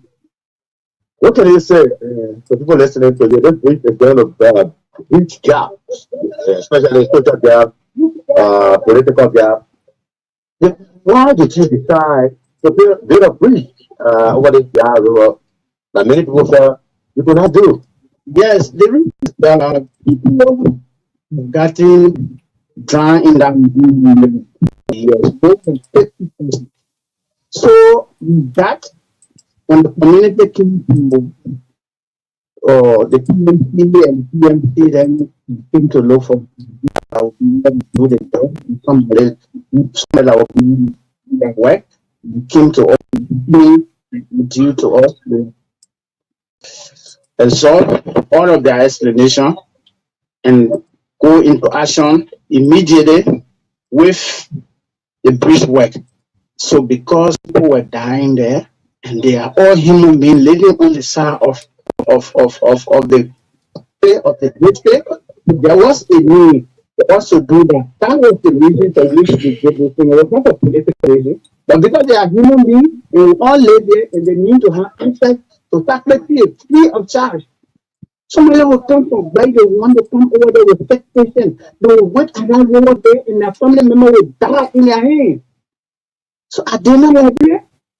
I did not mean I did not frustrating them of that rejected. So because of that, we have passion to be able to construct that bridge to connect them to us. Nothing occurred. So that was the major reason for which we did it. Let's talk about the name. You have given a name to that bridge, the Dan Bowen Memorial Bridge. Who was Dan Bowen? Dan Bowen was a chief that hailed from Bowen town. He was called Dan with the Bowen. He hailed from the Bowen town. That hailed from the Bowen town, and he became a former chief. Within the 17 months, 33 district, he was one of the powerful chiefs. not just powerful, but very influential and innovative, creative. He did a lot of things. Close to children, Jimmy Dunn, Don Berry, Marcus Dunn, Samuel Dunn, who became a representative, all of them at the beginning of being the moon. So they played a very big role that brought Secretary Man, Territory District to the map of development. We also know, and we've been hearing that he has some family connection to Mr. Berega, because many times ago, during the election, we used to hear, Mr. Berega from here, not from here. But I'm hearing that he got some family tie to the late Bowie. Yeah, he wasn't here. Or berating him, because his mother, his grandmother was from that then his grandfather, his grandfather was Danny Boy. So that is the relationship. So the mother came, the main mother came and have Musa. That's a good Musa Berega from here. Yeah, Musa is from here. Musa is from here. Musa is from here. Musa from Taklepi. Musa is Musa right by when you bring the ground you careful that place is just when you rain the ground you can take your own time before you find that. The Musa never do that. You should have a place that is really most there is there to be a most there none of the can that. Okay. So Cyprian, yeah, Cyprian. So we understand that bridge is connecting two districts. And also maybe by geographical location, there may be two different clients. Normally, these boundaries, sometimes there can be boundary disputes over, farmland. Sometimes the issue of social cohesion. Sometimes there can be issues. Seeing that this bridge, a major project, has been constructed in that area, will it serve as any form of unifying the people of the two districts? Will it serve as something that connects the people more than they were? Yes, I just talk about social drama, but I can social drama. As we speak, people are now, you can just walk across, if you have a girlfriend, maybe a wife, on this side, every side of the water, and you live in the air, you can walk any part of the night, midnight. That's why I said the bridge got lightning, so there's no fear.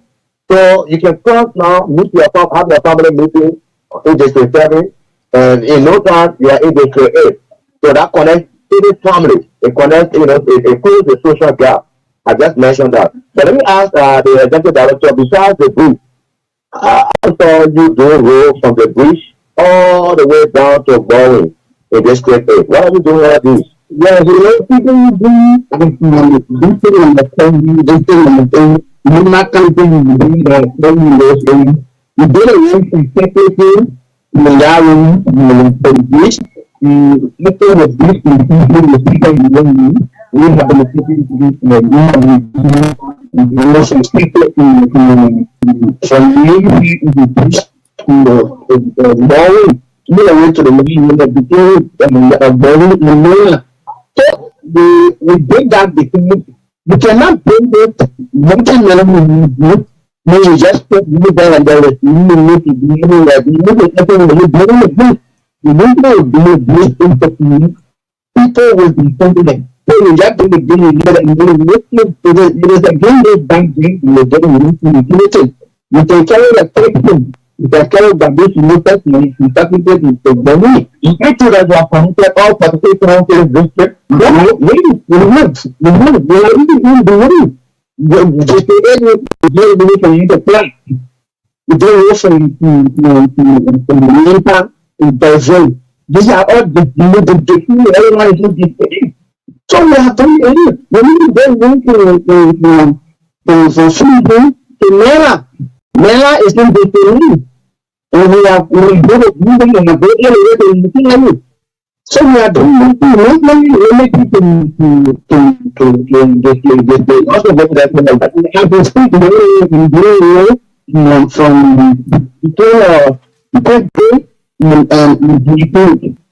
so we taking away from them to somebody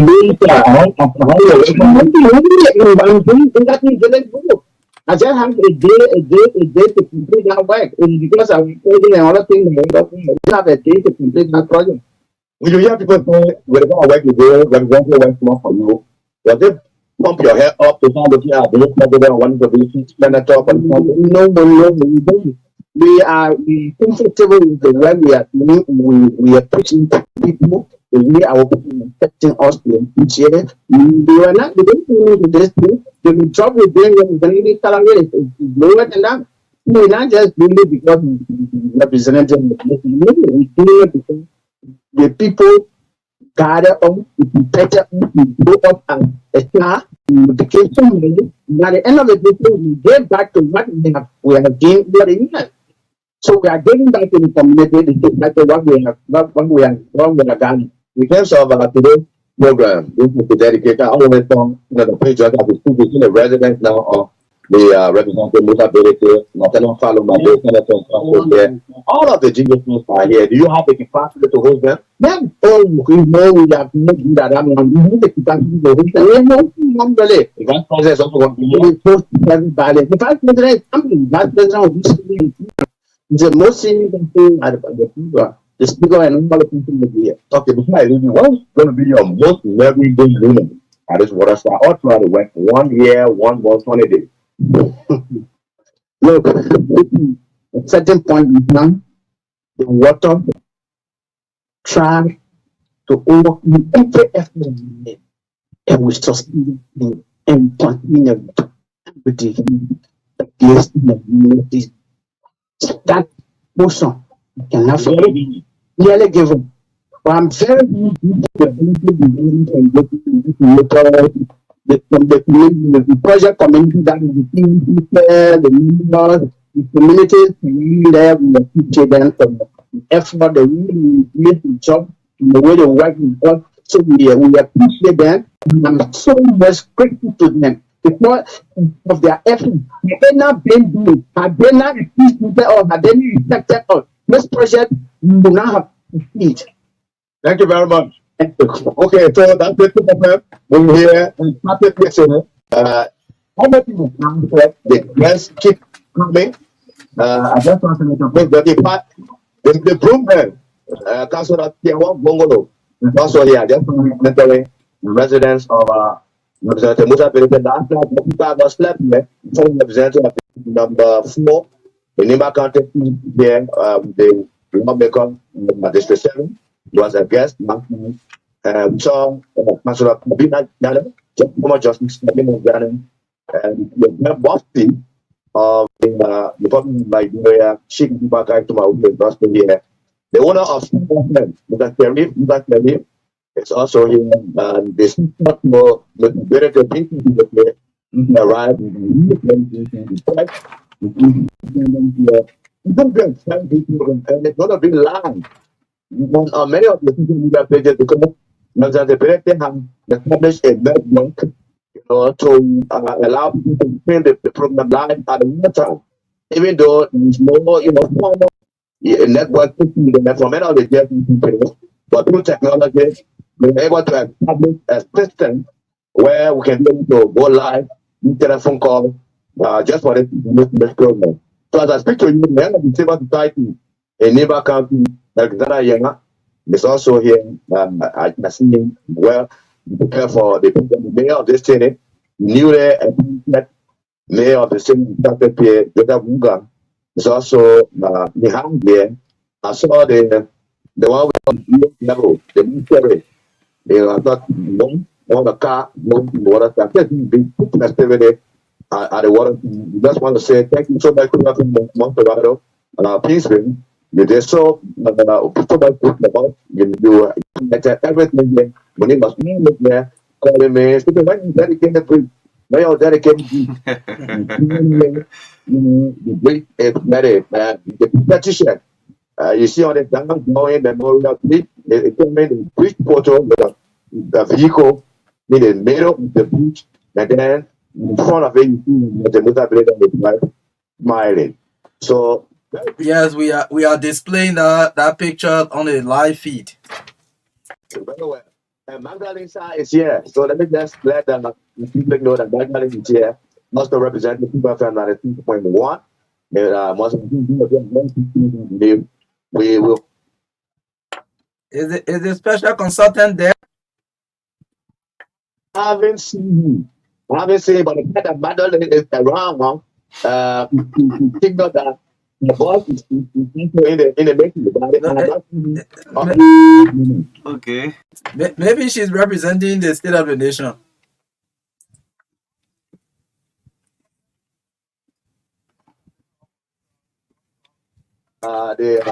One of these guys, they're here. They are Butler. It's Butler here. They may used to call it a heavy machine to the water time. What's the name, sir? Yeah, the cheap power the video. Yeah. Okay, now you don't want to see one normal the look here. I don't want to sorry all my God, all the big machine. Many people today, the people are used to work inside I'm happy. Yes. Thank you very much. I'm happy. Yeah, I don't know. Really happy. Welcome to Super. Yeah, thank you, Stephen Cody. You call yourself representative friend. My name boss, the media representative from issue number 10. So I thank you because I started where I think 2 years ago now I represented before the mayor in one thing representative also start working in issue number 10. The project the mayor and now I'm feeling we will going there today. But $1 million plus US project and the mayor feeling we A to do way to go give it to Liberia people there. Because that project not from Niba County from the from Liberia. So I'm too happy today to see myself 20 years to grow with my friend on Motability, district number 7 representative, to go see Yard River Bridge today to carry to Niba County by Liberian people. So you are the first. You speak Mano. Say the thing, Mano, for the poor man. Let me hear you. Okay, thank you very much. Okay, my own part. Don't tell a boy play go the rest second German. You want to go on one bound people that are here. Look, I was say, get it happening and go to get it. You will pack la beer because you will pack you want to need back in the la beer thing. I you will pack. Focus to get it. Ko yo mu kwa kesi ya adento pla etene ka oke breed akwa be le ko bla bla we pa pele le bona le ati yo mo piata en so ga to no la bla mo pene so to get it to the seven never counting la bureau to get it pele kwa te kwa kia ko de te adie kwa kia mi mo je ka kwa ko ya wu ke e be agere de ti ayere ba ko kwa le yeah, bro, yeah, that would have done a boy, you know what they are. We go back at me.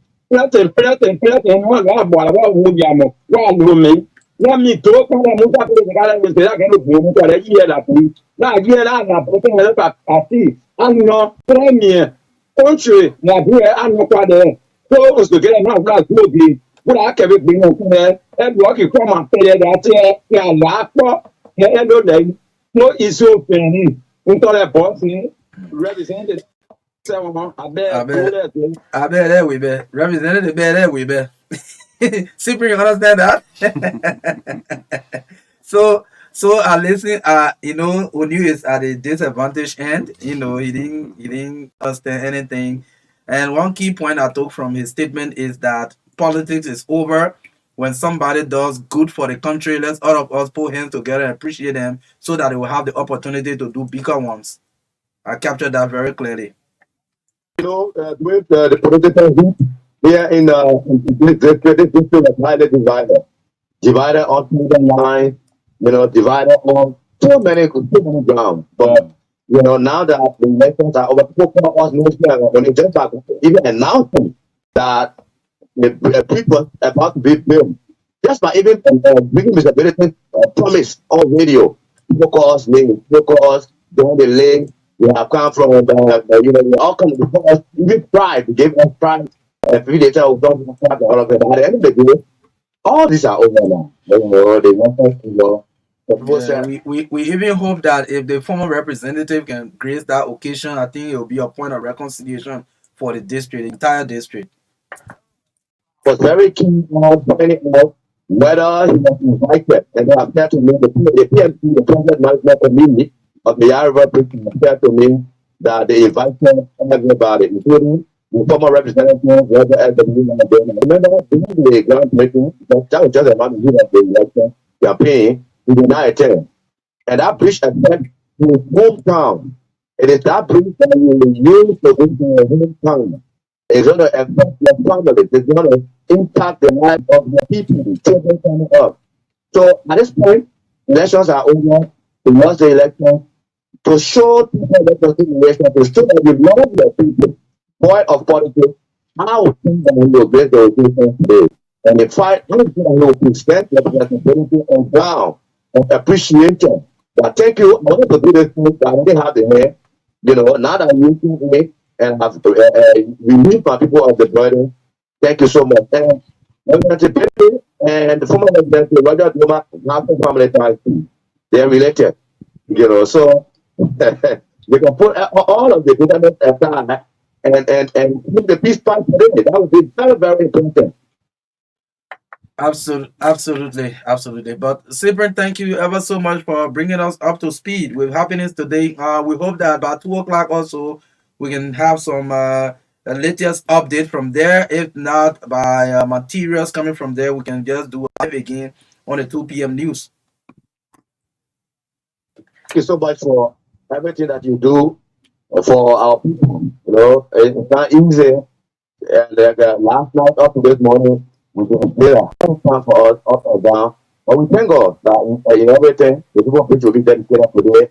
We have a bridge, the rubber tappers, rubber farmers, they are logged, they are logged into the community. The people got a pump, farm across there. We all now have an easy means to cross their produce.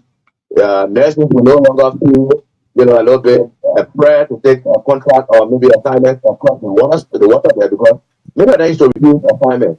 So who want to waste their life crossing, or ferry, to go to an assignment? But who knows it now? The ambulance is also making use. Every time you see the ambulance suffering between the 7 and 8 will see. So students that want to learn in Sacred here can also now register in Sacred here and have easy access for education. So this is going to impact the life of your people. It's God of politics, but it's going to tell you thank you so much for all the corporations.